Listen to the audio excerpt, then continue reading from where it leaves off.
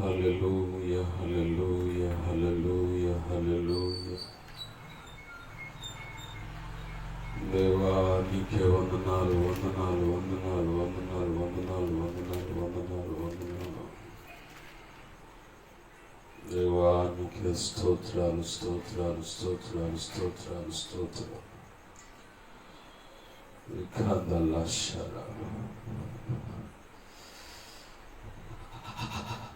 స్తుతి స్తుతి స్తుతి స్తుతి.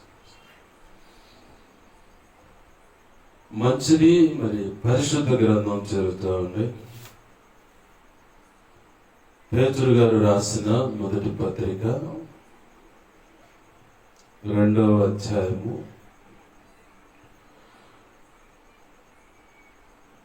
9-10 వచనాల్లో చదువుదాం. పేతురు గారు రాసిన మొదటి పత్రిక 2వ అధ్యాయము 9-10 వచనాలు. అయితే మీరు చీకటిలో నుండి ఆశ్చర్యకరమైన తన వెలుగులోనికి మిమ్మల్ని పిలిచిన వాని గుణాతిశయములను ప్రచురము చేయు నిమిత్తము ఏర్పరచబడిన వంశమును, రాజులైన యాజక సమూహమును, పరిశుద్ధ జనమును, దేవుని సొత్తైన ప్రజలునై ఉన్నారు. ఒకప్పుడు ప్రజగా ఉండక ఇప్పుడు దేవుని ప్రజ అయితిరి. ఒకప్పుడు కనికరింపబడక ఇప్పుడు కనికరింపబడితిరి. అలాగనే ప్రకటన గ్రంథం 1వ అధ్యాయం చూద్దా ఉండి ఇదే మాట ఇక్కడ కనపడుతుంది.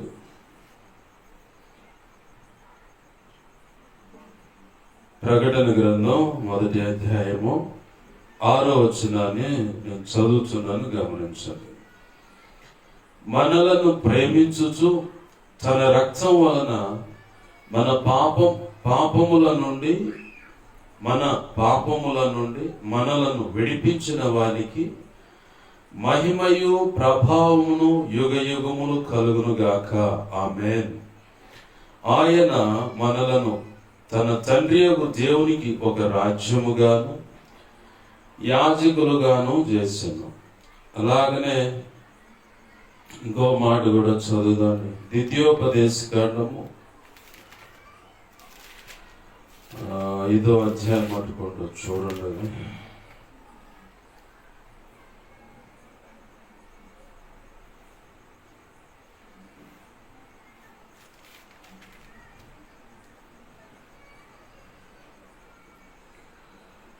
ద్వితీయోపదేశ కాండము 2వ అధ్యాయము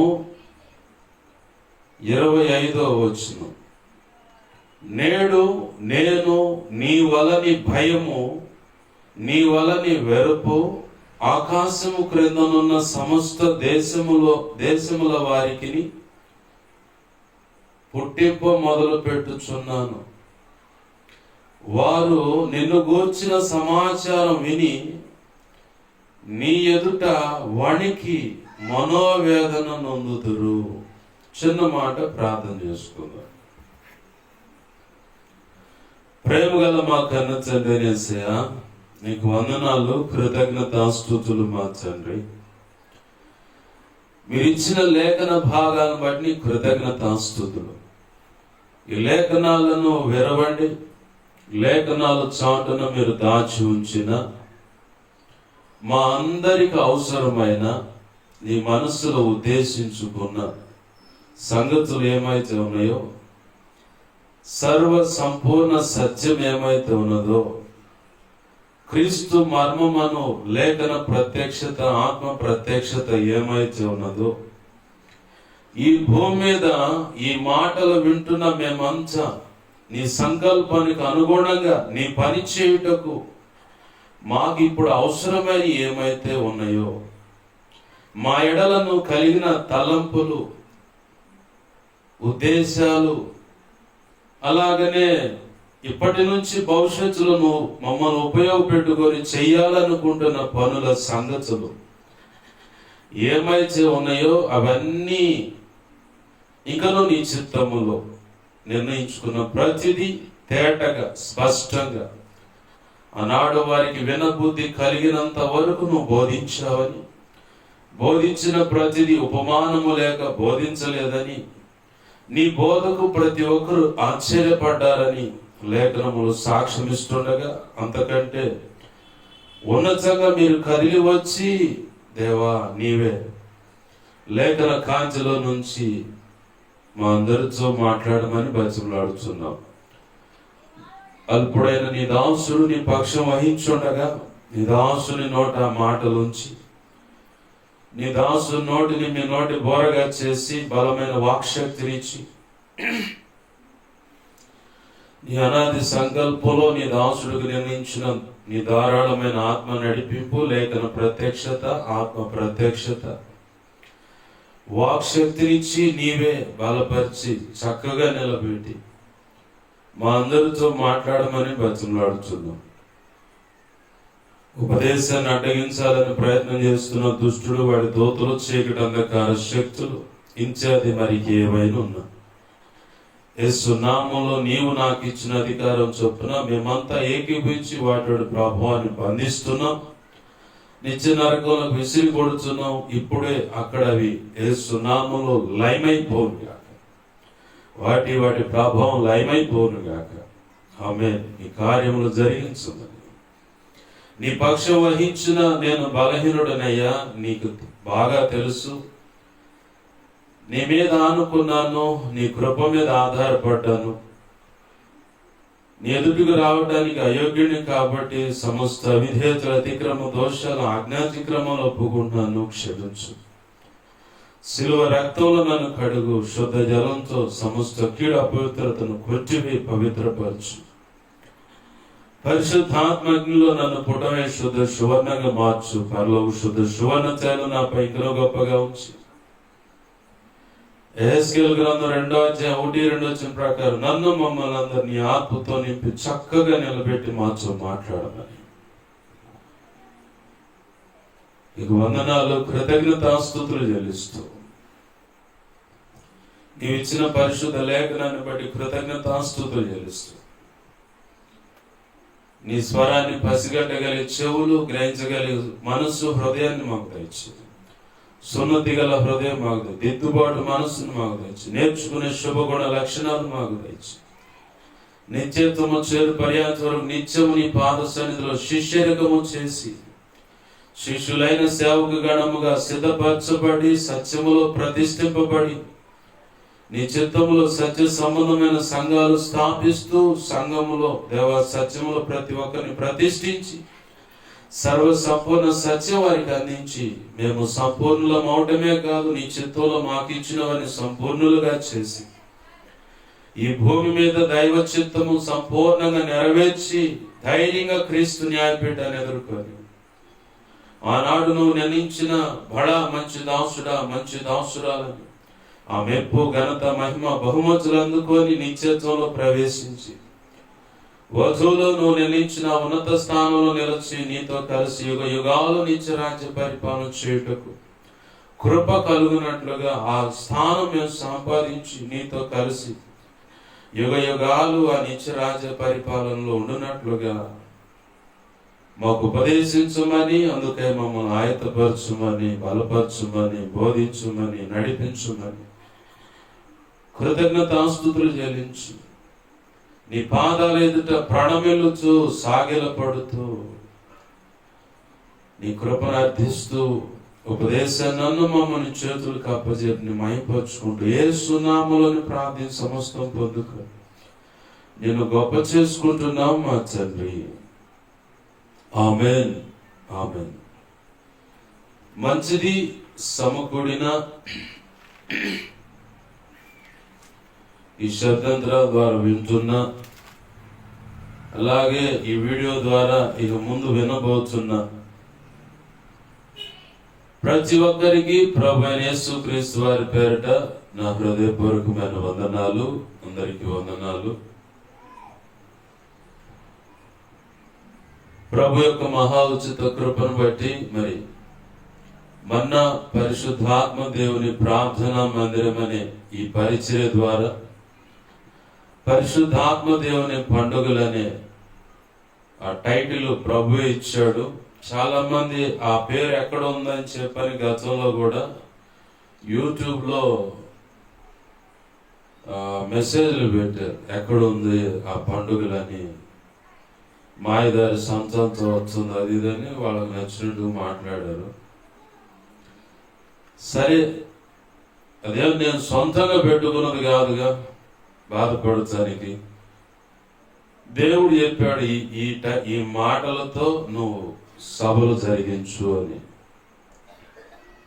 ప్రస్తుతమైతే 3 రాత్రులుగా ఉన్నది.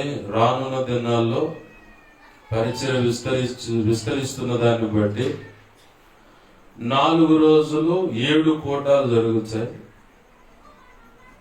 అదొక అద్భుతంలే కానీ దాని గురించి ఇప్పుడు వివరించడానికి నేను ఉపక్రమించట్లేదు. మెట్టుకు ప్రభు ఇచ్చిన లేఖన భాగాన్ని చూద్దామండి. మరి ప్రభు అంటున్నాడు పేతురు భక్తుని ద్వారా, అయితే మీరు చీకటిలో నుండి, అంటే ఒకప్పుడు ఈ లోకమనే చీకటిలో బ్రతికిన వాళ్ళమే మనమంతా. లోక సంబంధమైన ఇచ్ఛలకు, ఇచ్ఛ అంటే కోరిక, ఆ ఇచ్ఛలకు మనం బానిసలమై ఆ ఇచ్ఛల చేత ఏడవబడ్డాం. అంటే ఒక్కొక్కడు పొరపాటును కూడా, అరే ఆ అమ్మాయి నీకు కరెక్ట్ కాదురా, నీకు పెళ్ళయిందిరా, పలానా అమ్మాయితో అక్రమ సంబంధం అది కరెక్ట్ కాదురంటే వీడికి ఆల్రెడీ పిక్కు స్థాయికి వెళ్ళిపోతుంది. మైండ్లో నరాల్లో ఇక మంపంతా ఎక్కువ ఉంటుంది. వాడిని బయటికి రమ్మంటే ఎట్టవుతాడు? తాగుబోతుని చూడండి, వాడు వారానికో ఏదో ఒక సందర్భాన్ని బాగా ఎంచుకొని మరి బిర్రుగా తాగుతుడు. ఇంటిలో పాది మొత్తాన్ని గుల్ల చేస్తుడు. పిల్లలు, పెళ్ళాము, బంధువులు మొత్తం కలిసి తలాగు తన్నుదన్నంగానే మళ్ళీ కొద్దిగా కంట్రోల్ వచ్చు, మళ్ళీ ఆడిగే పోద్ది. 10 మూతి పెట్టినట్టు ఇక ఆడే పెడతాడు ఆ అశుద్ధంలో. వాడు రాడు బయటికి. ఎప్పుడు వచ్చినాయి వాడు బయటికి అంటే కంపెనీ రోగాలు రావాలా. వ్యభిచారంలో ఉన్నవాడికైనా ఆ HIV, AIDS వస్తేనే వాడు ఎనికి తిరుగుతాడు. లేదంటే సుఖ వ్యాధులని ఉన్నాయి, ఒంటి మీద కురుపులు గాను బొబ్బలుగా వస్తాయి. అట్లాంటి రోగాలు వచ్చినప్పుడైనా ఒక తమ్ముడు చూశాను నేను, గతంలో అలాగనే ఉంటే ఏందబ్బా అన్న, ఏం లేదు అన్న. ఇప్పుడు కూడా మొఖం నిండా గుల్లలు వస్తూ ఉన్నాయి. నాకు అర్థమైంది, ప్రభు సుఖ వ్యాధిని అనుమతించాడు. ఎందుకు ఆ అబ్బాయిని అడిగానంటే, ఆల్రెడీ భార్య చక్కగా ఉంటుంది, చాలా చక్కగా ఉంటుంది ఆ అమ్మాయి. అన్న అంటా ఉంటుంది ఆ అమ్మాయి. అంత చక్కనైన భార్యను పెట్టుకొని ఈడ పోయి అశుద్ధం దగ్గర పడుకొని వచ్చాడు. ఆ పెంటంతా బులుకొని వచ్చా ఉండు. అరే మల్లురా బాబు, అంతా నాశనం అయిపోతుందంటే రోడ్డు మీద పడుకోవటానికైనా ఇష్టపడుతున్నాడు కానీ ఇంట్లో రానిట్లా అమ్మాయి. ఇప్పుడు పోయి దానికాడ గులిగిరా పో అంటే ఇక రానిట్లా, రోడ్డు మీద పడుకోవటానికైనా ఇష్టపడుతుండే కానీ ఆ పాపాన్ని వదిలిపెడటానికి ఇష్టపడుతున్నా. మనమంతా ఒకప్పుడు ఆ చీకటి సంబంధంలో ఒకడు ఖైనీ ఉంటుంది, సిగరెట్ ఉంటుంది, ఒకడు పండగ తాగుబోతుడు, అరే మానుకురా బాబు. ఒకడికి ఆ ప్రేమ అనే ఆ మాయలో పడి ఉంటాడు. నేను ఆల్రెడీ 1-2 సార్లు తన్నులు తిన్నాను రాబాయ్, వ్యక్తిగత సాక్ష్యంతో చెబుతున్న ఈ మాట. అది అంత అట్రాక్షనే కానీ వారి సొంత అవసరాల కోసం, వారికి ఉన్న అందాన్ని బట్టి నా వైపు చూస్తారా లేదని గాలం వేస్తూ ఉంటారు. ఈరోజు యవ్వన ప్రాయంలో ఉన్న ఆడపిల్లలు చేస్తున్న పని ఇదే. ఇంచుమించు ఒక 10 లేదా 20 మందిని వాళ్ళ వెనకాల వారి యొక్క అందచందాలను బట్టి, శరీరంలో ఉన్నటువంటి అవయవ సౌష్టం అంటే ఎదుగుదల, లేదంటే ఆ కనపడుతున్న ఆ సౌందర్యాన్ని బట్టి గాలం వేస్తారే కానీ నీకు ప్రయోజనకరంగా. అంటే ఇప్పుడంతా ప్రేమ ఎలా ఉందంటే శరీర ఆశలు నెరవేర్చుకోవడానికి ప్రేమ అనే ముసుగు ఉంది. బైబిల్ అంటుంది ప్రేమ త్యాగాన్ని కోరుకుంటుంది, ప్రేమ పొరుగువారి క్షేమాన్ని కోరుకుంటుంది, ప్రేమ తను ఆహుతి చేసుకోవడానికంటే తను అంతం చేసుకోవడానికి ఏ రకంగా నేను ఏమైపోయినా సరే ఆ వ్యక్తి బాగుండాలనే రీతిగా. ఇక నాకు ప్రేమ దక్కలేదని చచ్చిపోవడానికి కాదు, అంతం కాదు, ఆ వ్యక్తి బాగుండాలి, ఆ ఒక్క వ్యక్తి యొక్క యోగక్షేమాలు కోరుకుంటూ బ్రతికేదే ప్రేమ. ఇలాంటి ప్రేమ ఎలా ఉందంటే శరీర కోరికలు, డబ్బు చూసి ఇంకేయో చూసుకొని వెంపర్లాడేటువంటి ప్రేమ అయింది ఇప్పుడు. అదంతా మాయరా బాబు, బయటికి రా అంటే ఎవడు రాడు తొందరగా.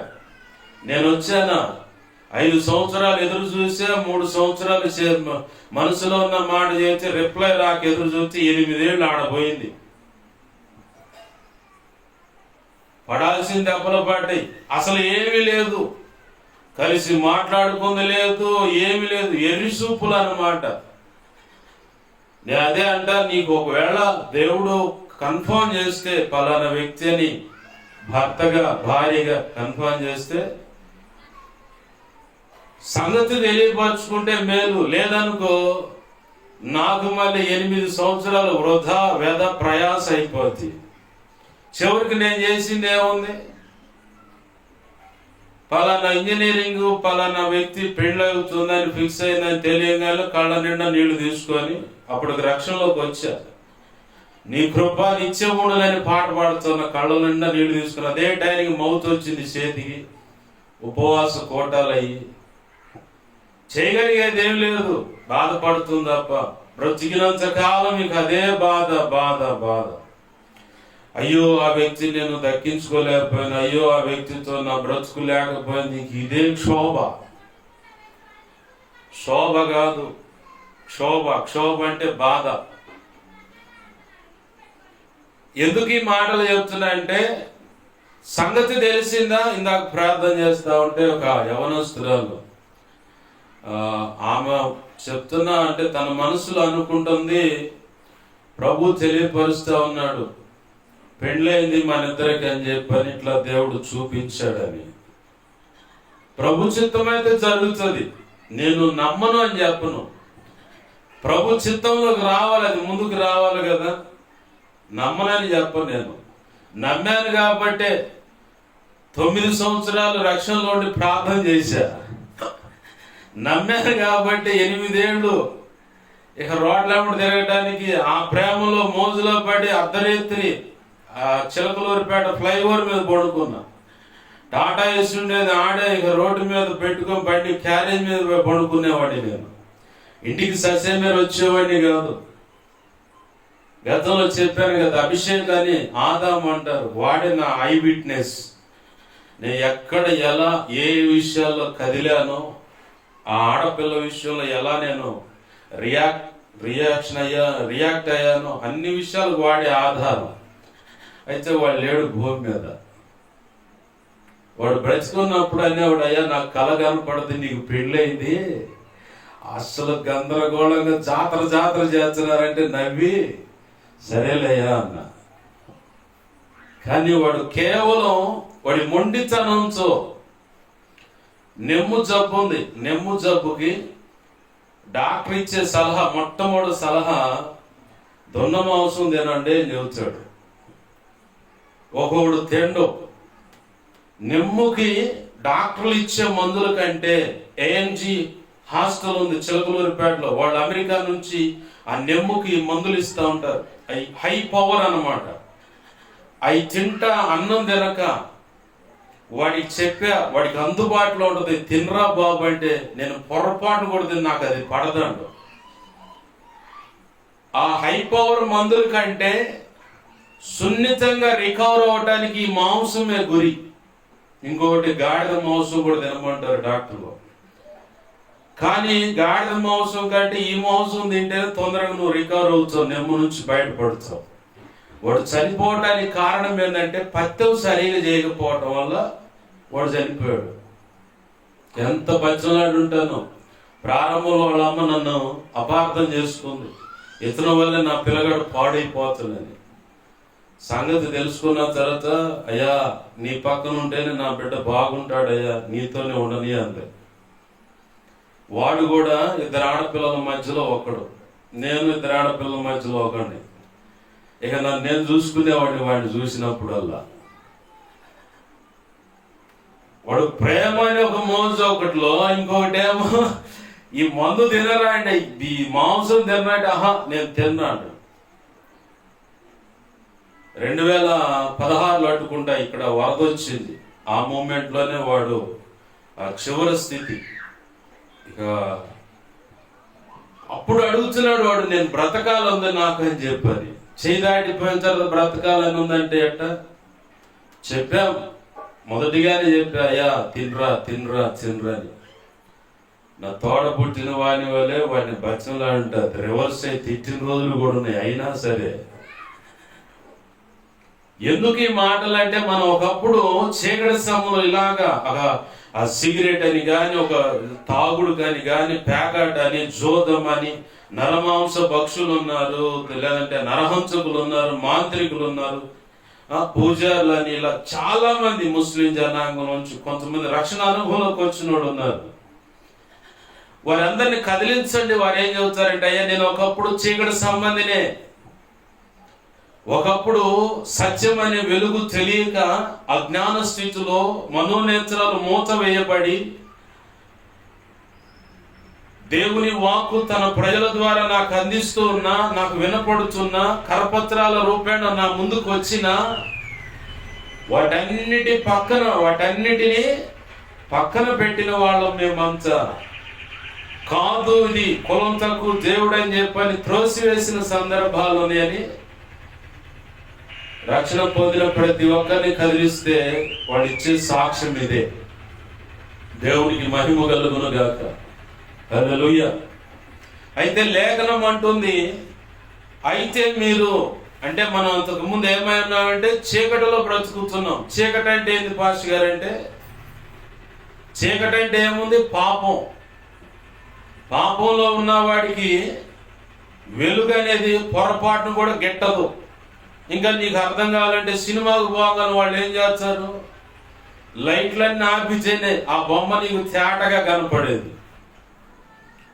యవన పిల్లలైనా పెద్దలైనా ఇప్పుడంతా ఈ సెల్ ఫోన్ వచ్చింది, ఆ గూగుల్లోనో క్రోమోలోనో వెళ్ళిపోయి ఆ అపవిత్రమైన చిత్రాలను రహస్యంగానే చూస్తారు. అది కూడా చీకటేగా, పాపమేగా.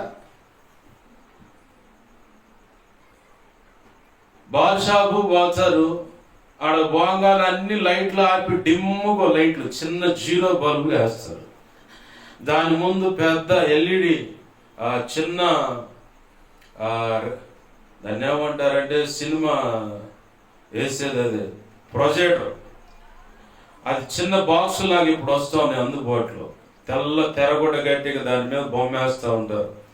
ఇక ఆడ కూర్చొని అది కాదు మామ, ఇది కాదు మామ అంటారు. ఆ బార్ షాప్ లోకే కొడుకు పోతాడు, ఆ బార్ షాప్ లోకే తండ్రి పోతాడు. ఇప్పుడు విచిత్రం ఏంటంటే తండ్రి కొడుకులు కలిసి తాగేవాళ్ళు ఎక్కువయ్యారు. పొరపాటు కూడా భయం లేదు, ఎందుకంటే నువ్వు విడిచేసావు, నేను కూడా విడిచేసావు. ఏంటది? సిగ్గు, శరం, రోషం, మానం, మర్యాద అని ఏమి లేదు, మొత్తం రోడ్డు మీద పడేసాం. కాబట్టి మన ఇద్దరం కూర్చొని తాగుదాం, షేర్ అని చెప్పుకుంటా, చేసి అని చెప్తా. చూడండి, గమనించండి. ఇప్పుడు పాపం చేసేవాడు ఎవడైనా చీకటిని వెతుక్కుంటాడు. చీకటి ఎక్కడుందో దాన్ని ఎత్తుక్కొని రహస్యంగా శరీర సంబంధమైన కోరికలు నెరవేర్చుకునేవాడు ఎవరు చూడకుండా, గుట్టు చప్పుడు కాకుండా చీకటిలోని వ్యవహారాలు అవన్నీ. ఏమండి, ఇవాళ మనము దేవుని కృపను బట్టి ఆయన రక్తంలో కడగబడ్డాము, పరిశుద్ధులమని పిలువబడుతున్నాం. దేవుని నమ్ముకున్న వాళ్ళని లోకమే చెబుతుంది. అంటే వాళ్ళకు దేవుడు లేడన్న సంగతి అర్థమైంది. అవునా కాదా? అమ్మా యాడికి పోతున్నావు ఏంటంటే, అయ్యా ఏదైనా ప్రసాదం తీసుకొచ్చి ముందుకు తెచ్చి పెట్టబోతున్నప్పుడు విగ్రహార్పితము ఏదో పండగప్పుడు పులిహోరో చక్కెర పొంగలో ఏదోటి తెస్తారు, లేదంటే ఆ పాశం ఏదోటి ఆ విగ్రహం ముందు కొట్టిన కొబ్బరికాయ తీసుకొచ్చి దాన్ని విరిచి కలిపేసి నీకు పాశం అనే రూపేణ అంటే బెల్లం అన్నం, అలాగనే చక్కెర పొంగలని లేదంటే పులిహార అని ఏయో తెచ్చి పెడుతూ ఉంటారు. అప్పుడు నువ్వేమంటావు? నీతిగా బ్రతికితా దేవుని ఎదుట నన్ను నేను యథార్థంగా కనపరుచుకోవాలనుకున్నప్పుడు నువ్వేం చెప్తావు? ఆహాహా నేను తినవండి. ఏమ్మా ఎందుకని అంటే మేము చర్చికి పోతున్నామండి, మా యేసయ్య తినకూడదని చెప్పినాడు. కొంతమంది గౌరవించే వాళ్ళు అయితే సరేలే సరే. అది కొంతమంది ఏమో లోపాలు ఎత్తికేవాళ్ళు పలానోళ్ళు తింటున్నారు, కానీ నాకు ఎదురైంది ఈ అనుభవం. వాళ్ళు తింటారేమో కానీ నేను తిన్నాను. ఆ తర్వాత ప్రభు కృపను బట్టి వాళ్ళు బంధువులు అయ్యారు. దేవునికి మహిమ కలుగును గాక. హల్లెలూయా. ఇంట్లో ఏ శుభకార్యమన్నా జరగని మేము ఆడను ఎత్తుక్కొని వచ్చి కబురు చెప్పిపోతారు వాళ్ళు. ఆనాడు కాదు అన్ను అంతే, ఒక్కసారి వ్యతిరేకించాం. ఆ తర్వాత బ్రతుకులో అది చూశారు వాళ్ళు, చూసి అంత ఆప్తులయ్యారు. ఒకళ్ళేమో విమర్శించడానికే గురి పెట్టుకొని వీళ్ళు దేవుణ్ణి నమ్మారండి, ఎగతాళికి కూడా మాట్లాడుతూ వీళ్ళు దేవుణ్ణి నమ్మారండి అని. అంటే వాళ్ళు నమ్మింది ఏంటిది? అంటే వాళ్ళని విమర్శించాలని ఎగతాళి చేయాలని మాటలు చదవట్లేదు, కానీ అక్కడ నీ వ్యవహారం అక్కడ పట్టబడతావు నువ్వు. వాళ్ళు చెప్తారు నిన్ను దేవుడు నమ్ముకున్నావని. అంటే జీవము కలిగిన దేవుడను, సత్యవంతుడైన దేవుడను, పరిశుద్ధుడైన దేవుడను, రోషం కలిగిన దేవుడను నువ్వు నమ్ముకున్నావు కాబట్టి నువ్వు వెలుగు సంబంధివి. లేఖనం అంటుంది ఒకప్పుడు నువ్వు చీకటి సంబంధివి. నాకు ఆ చీకటి వ్యవహారాలు, ఆ పాపము, ఆ రొంప, ఆ పెంటంతా నాకు వద్దాయని అసహించుకున్నావు. నా ప్రభువే నాకు కావాలని బాప్తిసం తీసుకునేటప్పుడు ప్రమాణాలు ఉంటాయి. యేసు ప్రభు వారిని ఎందుకు నమ్ముకుంటున్నావంటే, ఒక ఆమందంట ప్రాణం తీసేసాడు. అందరు పక్కపక్క నవ్వితే పాస్టర్ గారు అంటే ప్రాణం తీసేయటం కాదమ్మా, నా కొరకు ప్రాణం పెట్టాడని చెప్పాల. మొట్టమొదటి ప్రమాణం ఇది.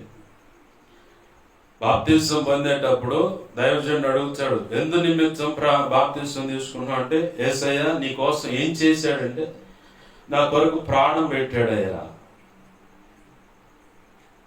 ఎంతవరకు ఈ తీర్మానం అంటే బ్రతికున్నంత కాలం అయ్యా. ఎవరైనా వచ్చి అట్లా కాదు ఇట్లా కాదంటే ససేమిరా నేను ఒప్పుకోనయ్యా. యేసు ప్రభు నమ్ముకోవడం నీకేమొస్తుందంటే నిత్యత్వంలో ఆ పరలోకంలో నాకు స్థానం దక్కుద్దయ్యా. ఎవరైనా బలంతో పెట్టి నీ చేత ఇలా బాప్తిసం పొందమని చెప్పారా, అందుకే వచ్చావా అంటే, లేదయ్యా నా సొంతంగా నేను స్వేచ్ఛగా వచ్చి నేను బాప్తిసం పొందాలనుకుంటున్నానే. ఇలా ప్రశ్నలు ఉంటాయి. ఈ ప్రమాణాలు వివాహానికి క్రైస్తవ సమాజంలో తాళిబొట్టు కంటే, మెట్టెల కంటే, ఉంగరాలు మార్చుకునే దానికంటే చాలా విలువైనది. త్రియేక దేవుని ఎదుట దైవజనుల సమక్షంలో సంఘము, అలాగే బంధువర్గము ఎవరైతే ఉంటారో వారందరి ఎదుట నువ్వు చేసే ప్రమాణము చాలా మూలమై ఉన్నది. ఆ ప్రమాణమే క్రైస్తవ దాంపత్య జీవితానికి త్రియేక దేవుడు వేసేటువంటి పెద్ద ముడి. యేసు ప్రభు వారితో బాప్తిస అనుభవం అడుగు పెట్టేటప్పుడు కూడా ఈ ప్రశ్నలు కూడా నీకు ప్రమాణం. ఈ ప్రమాణాలని తొంగలు దొక్కి విచ్చలవిడిగా నువ్వు బ్రతకడానికి బరితెగిస్తే నీ భర్త సంతోషిస్తాడా లేకపోతే దుఃఖపడతాడా? ఇది బాగా గుర్తుపెట్టుకోవాలి. కట్టుకున్న భార్య భర్త తేడాపడి ఇంకొక వ్యక్తితో సహజీవనం చేస్తుంటే, రహస్యంగా వెళ్ళి వస్తుంటే, ఆ సంగతి తెలిస్తే నా భర్త మగోడండి మంచి పని చేస్తానండి అని చెప్పని సంతోషిస్తా 10 మందికి చెప్పుద్దా? ఈ మాయదారి సచ్చినోడు నేను కాదని చెప్పని ఇంకొకళ్ళు అని చెప్పన్నాడు పడిపోయి నా కుటుంబాన్ని, నన్ను, నా పిల్లల్ని అన్యాయం చేస్తాను బాబాయ్, ఆంటీ, అక్క, అన్న, తమ్ముడు, పాస్టర్ గారు అని చెప్పని మీరే న్యాయం చెప్పండి, నిలదీయండి ఆ మనిషిని, నేను చెబుతుంటే ఎంట్లేదు, నన్ను కొట్టి మరీ పోతానని చెప్పని పంచాయతీ పెడుతుంది ఆ భార్య. భర్త కూడా అంతే. భర్తను కాదని చెప్పని ఇంకొక పురుషుడిని ఆశించి ఆ అమ్మాయికి నచ్చినట్టు ఊరేగుతూ ఉంటే ఊరుకుంటాడా? సామెతల గ్రంథంలో మాట ఉంది, భర్తకు పుట్టు రోషము అసలు అది చాలా గొప్పగా ఉంటది. రహస్యంగా ఏమైనా కానుకలు ఇస్తే ఆ కోపాన్ని చల్లార్చడం అంత తేలిక వల్లయ్యే పని కాదని ఉంది. ఇదే మాట రాసిన సామెతల గ్రంథంలో.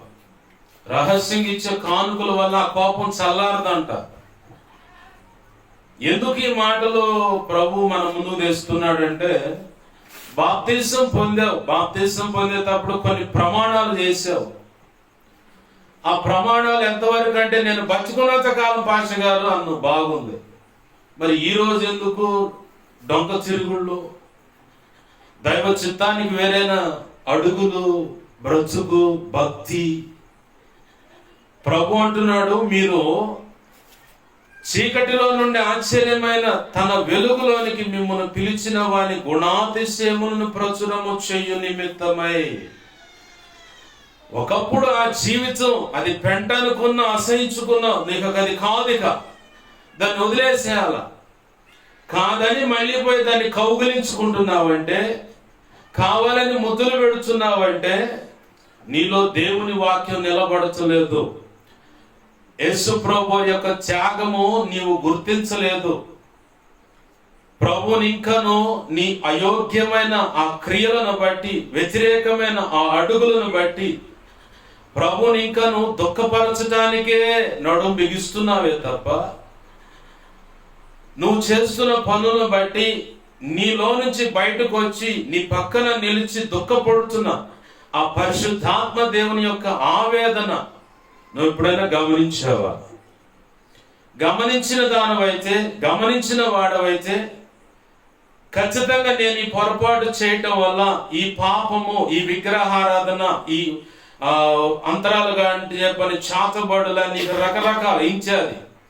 ఆ వ్యభిచారం అని, ఆ తాగుడు అని, ఆ సిగరెట్ అని, ఆ చుట్ట, బీడి, ఖైని,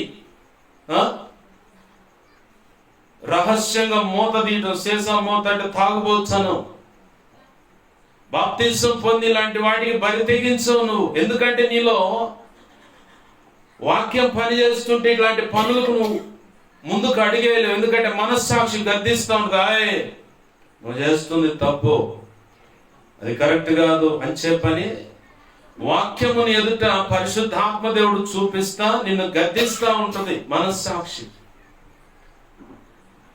ఎప్పుడైతే నువ్వు వాక్యాన్ని నీ హృదయంలో కొలువు చేసుకోకుండా, నింపుకోకుండా, ఏముందిలే ఆ ఉన్న గుంపులో ఈయన కూడా ఒకడు అనుకున్నావు నువ్వు అంతే.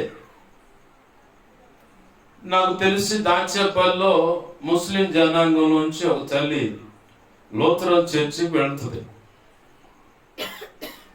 ఆ తల్లి ఇచ్చిన సాక్ష్యం ఏంటంటే, అయ్యా 13 సంవత్సరాలు నన్ను ఒక దురాత్మ వెంబడించింది. నిద్ర ఉండేది కాదు, అది రాగానే నాలో ఇక తెలియకుండా అలజడి మొదలయ్యేది. ఈ భూమి మీద ఎన్ని విగ్రహారాధనకు సంబంధించిన దేవతలు, దేవుళ్ళు ఉన్నారు, అందరికీ మొక్కారు. నా ఫేవరెట్ గాడు ఎవరు? గాడు కాదమ్మా, నీకు దండం పెడతా, గాడ్ ఏంది దేవుడు. ఆమెకు ఇష్టమైన దేవుడు ఎవరు అంటే సాయిబాబా. అక్కడ పోయి విభూతి తెచ్చుకొని అర్ధరాత్రి 12 దాన్నే అర్ధరాత్రి అనేది 12 తలస్నానం చేసి వచ్చి ఆ విభూతి నీళ్ళలో కలుపుకొని తాగుతుంది, వీపు మీద జల్లుకుంటది, ఇంటి మొత్తం జల్లుద్ది. భర్త మౌనంగా ఉంటే ఎగ్గిరించే తన్ని ఆ తల్లిచ్చిన సాక్షి ఇంకా రకరకాల బూతులు కూడా మాట్లాడదంట. ఎగ్గిరి తన్ని నాకింత వేదన పడుతుంటే నువ్వు అంత నిమ్మళంగా ఏమి ఎరగనట్టుగా పడుకుంటావని మేనమావకి ఇచ్చేదామని ఎగ్గిరి తన్నేదంట. అంతే, రా ఈపు మీద విభూతి చల్లు, ఏదో అవుతుందని చెప్పని. ఎన్టీ రామారావు పాటలు 1000 పాటలు అనర్గళంగా గుర్తుపెట్టుకుని పాడగల సమర్థురాలు ఆమె. అయితే ఆ లూథరన్ చర్చి కాడ దేవుని మందిరం కాడకు పోయి పాస్టర్ గారు వాళ్ళ ఇంటి కాడ పోయేదంట. అప్పుడప్పుడు ఆడ పోగానే తన మనస్సాక్షి గద్దిస్తా ఉండేదంట, దొంగలాగా ఎందుకు నిలబడ్డావు అని. నేను దొంగనేందే అంటదంట. దొంగ కాకపోతే నువ్వు ఎవరు అంటదా. తర్వాత పాస్టర్ గారు ఆ మాటలు వింటానే ఉండదని పాస్టర్ గారు ప్రార్థన చేస్తే కింద పడిపోయారు. మళ్ళీ నీళ్లు కాసిన ప్రార్థన చేసి తాగి మళ్ళీ రికవర్. మళ్ళీ అట్ట 2-3 సార్లు పోతే నువ్వు దొంగవి అని చెప్పని మనస్సాక్షి గద్దిస్తా ఉండేది. ఏం చేయడానికి వచ్చే నేను దొంగనంటది. ఎవరో మాట్లాడుతున్నారు, నువ్వు దొంగవి అని చెప్పని వినపడుతుంది. పాస్టర్ గారు ప్రార్థన చేయగల కింద పడుతున్నా, నీళ్ళు ఇస్తున్నారు, తాగుతున్న తర్వాత బాగుంటుంది. ఇంటికి పోతే యథా రాజా సదా ప్రజ అవుతుంది. ఏంది ఇది అసలు సంగతి ఏంది, ఈ కిటికీ ఏందని చెప్పని తెలుసుకోవడానికి అడిగితే పాస్టర్ గారు అన్నంట, అమ్మా నీ మీద దురాత్మ దాడి చేస్తా ఉంది, కాబట్టి నా మాటని దేవుని మందిరానికి నడు, నీకు ఇష్టమైతే బాప్తిసం పొందు కానీ అన్నాడు. సరే పాస్టర్ గారు అని చెప్పని ఇక 13 సంవత్సరాల విగ్రహారాధన మొత్తం తీసి పక్కన పడేసి ఇక దేవుని మందిరానికి నాటం మొదలు పెడితే వాళ్ళ పెద్దలు వచ్చారంట. ఇక అప్పుడు దాకా రాలేదంట. ఇదే విచిత్రం వాళ్ళలో ఉన్న పరిస్థితి. విగ్రహారాధన పో, దర్గాలకు మొక్కు, ఇంకేడకన్నా తిరుగు, ఎవ్వరు కదిలేరు. బైబుల్ పట్టుకొని దేవుని మందిరానికి వస్తే అమ్మనే కుల పెద్దలు వచ్చారంట. ఆ వచ్చిన సాక్ష్యం పబ్లిక్ గా చెప్పుతుంది. ఇప్పుడు నేను తెచ్చినా కానీ ఇంతే చెప్పుతాను. అట్టగాదు ఇట్టగాదని చెప్పంటే విని టీచి ఇంకా పోండే కదంట. ఇంకోసారి రామా అక్కడ మా ఇంటికి అది కులంలో వచ్చి వెళ్ళేస్తామంటే నువ్వేం తెలియసి నేనే వెళ్ళేస్తాను పోనేదంట. నేను వెళ్ళా. ఆడ పోగానే తల్లి చెప్పి సాక్ష్యం ఇస్తే ఎవరు ఆడపిల్లల మధ్యలో నేను కూర్చునేవాడిని. రకరకాల ప్రశ్నలు అడిగారు. నేను కొత్తగా సేవలోకి వెళ్ళడం, ప్రశ్నలన్నిటికీ సమాధానం ప్రభు కృపను బట్టి ఇచ్చా. దేవుని మహా ఉచిత కృప ఏంటంటే ఆ తల్లి ఆమె పెద్ద కూతురు రక్షించబడ్డారు. దేవునికి మహిమ కలుగును గాక. హల్లెలూయా. నేను చేసిన పరిచయం ఏందో తెలుసా? దాచేపల్లి వెళ్ళి అక్కడ సహకరించి అక్క వాళ్ళ ఇంట్లో వాళ్ళ బంధువులు అంటే తోడ పుట్టిన వాళ్ళు తల్లి అటువైపు నుంచి వ్యతిరేకత అయితే బస్ స్టాండ్ లో కూర్చొని ప్రార్థన చేశారు. మా అమ్మ నేను బస్ స్టాండ్ లోనే కూర్చొని ప్రార్థన చేసి బస్ స్టాండ్ లోనే వాళ్ళని పిలిపించి ప్రభు బళ్ళు ఇచ్చి బస్ స్టాండ్ లోనే అంతా జరుగుతుంటే ఇక అక్క ఉండి పలానా అని చెప్పని వాళ్ళని దగ్గర చేస్తే వాళ్ళకి అక్కడ ప్రతి గురువారం వెళ్ళి వాక్యం అందించి ప్రార్థన చేసి వచ్చేవాడు. ప్రభు యొక్క మహా ఉచిత కృప ఏంటంటే ఇద్దరు రక్షించబడ్డారు. అన్న బాప్తీసం ఆదివారం ఇస్తా ఉన్నారు, పాస్టర్ గారు రండన్నా అని చెప్పని ఆడపిల్ల అంటే లేదులేమ్మా, ఎవరైతే నేను ఉంటేనే రక్షణ అయింది, సేవకుడు నీట ముంచి ఇస్తున్నాడు కాబట్టి తీసుకో, తప్పులేదు. లేదు నన్ను ఇమ్మంటే అట్ట కాదులేయా అమ్మ అంది. చాలా నుంచి వెళ్తున్నా కంటే వెళ్ళు తీసుకోమ్మా, నాకు వంతుగా నేను నీకు ఎంత మట్టికైతే దేవుని వాక్యం అందించాలో అంతవాటికి నన్ను ఉపయోగపెట్టుకున్నాడు. సంతోషం. ఏ విధము చేతనైనా క్రీస్తు ప్రకటించబడుతున్నాడు అని చెప్పని బాప్తిసం పొందన్నారు. ప్రభు కృపను బట్టి ఆడ బాప్తిసం పొందారు. ఎందుకు ఈ సాక్ష్యం గుర్తు చేస్తున్నారంటే ఆ తల్లి ఎన్నో వాటికి మొక్కితే వల్ల పడనది దేవుని సన్నిధికి వచ్చి ప్రార్థన పూర్వకంగా రక్షణ అనుభవంలోకి వస్తుంది. ప్రార్థన పూర్వకంగా దేవునితో నడిచినప్పుడు ఆ చీకట్లన్నీ వదిలేసే ఇల్లంతా యువది చల్లేదంట. గందరగోళం ఉండేదయ్యా మా పరిస్థితి అని. కానీ దేవుని కృపను బట్టి మనస్సాక్షి పనిచేసింది కాబట్టి ఆ వ్యక్తికి ఆమె ఇప్పుడు ఎక్కడికి వెళ్ళినా ఆమెనే మెయిన్ గా ఆ లూథరన్ సంఘం అక్కడక్కడ పల్లెటూరులోకి వెళ్ళి వీధి కూటాలు పెడితే ఆమె ప్రత్యేకంగా సాక్ష్యం ఇప్పిస్తారు. ఎందుకని? రక్షణ పొందక ముందు నుంచి ఆ పనిలో ఉంది ఆ తల్లి. ఈ ఆదివారం ఇప్పుడు కొత్త పాట నేర్చుకుంటది. ఆదివారం నుంచి మళ్ళీ శనివారం లోపల కొత్త పాట ఇంకోటి నేర్చుకొని వచ్చే ఆదివారానికి ఇంకో కొత్త పాట పాడుద్ది, అదే పాట పాడదామా? పిల్లల చేత సెల్లో ఆ పాట పెట్టుకొని అది విని విని విని చదువు ముక్క లేదు, అక్షరం ముక్క లేదు చదువు. ఈ ఆదివారం పాడిన పాట వచ్చే ఆదివారం అసలు పాడదు, కొత్త పాట నేర్చుకోవాల్సిందే. అక్కడ వాళ్ళు అనేవాళ్ళు, బాజమ్మ బాగా పాడుతున్నావు నువ్వు, ఆ కొత్త పాట వారానికి ఒక కొత్త పాట ప్రత్యేకంగా ఇచ్చేవాళ్ళు ఆమె పాట, కావాలని సంఘాన్ని వృద్ధిలో తెచ్చుకోవటానికి. ఆమె ఒకప్పుడు చీకటి సంబంధిని నేను, ఇప్పుడు ఆయన గుణాతిశయములను ప్రచురించు నిమిత్తమే నేను ప్రత్యేకపరచబడిన దానని చెప్పని ఆమె గుర్తించింది. ఇప్పుడు ఆమెను కదిలిస్తే కులం ఆహ్వానించిన నాకు వద్దురా అబ్బాయి, నీకు దండం, నువ్వు చెప్పిన సంగతులంతో చాలని వదిలేసింది ఆ తల్లి. మనల్ని కదిలిస్తే కులం అని కట్టడాలని, ఓయమ్మ మా వాడు సాంప్రదాయం కొలుపులు బాగుపరిచి మాకు కుదరదండి అంటారు కొంతమంది. బాగా గుర్తుపెట్టుకోండి, క్రీస్తు రక్తంలో కడగబడి బాప్తీస అనుభవం అనే దాంట్లోకి వచ్చి పరిశుద్ధమైన శరీరము రక్తము ప్రతి నెల ఇవ్వని మీ దైవజనుడు. నేనైతే ప్రతి ఆదివారం ఇస్తాను, మొకమాటం లేదు, ప్రతి ఆదివారం ఇస్తాను. ప్రతి నెల తీసుకునే మాట అయినా, ఆదివారం తీసుకునే మాట అయినా, బాప్తీసం పొందిన తర్వాత విగ్రహారాధన చేయకూడదు, విగ్రహ అర్పితము నువ్వు తినకూడదు. గతంలో కూడా చెప్పిన అపోస్తుల కార్యము 15వ అధ్యాయంలో 19-20 వచనాలు, 28వ వచనం కూడా రాసి ఉంది. పరిశుద్ధాత్మ దేవునికిను ఆదిమ సంఘంలో ఉన్న సంఘ పెద్దలకు, సంఘస్థులకు, అపోస్తులందరికీ కూడా పరిశుద్ధాత్మతో కలిసి మాకు ఇది సబబు అనిపించిందని చెప్పి రాసింది. ఏంటది? విగ్రహార్పితము తినకూడదు.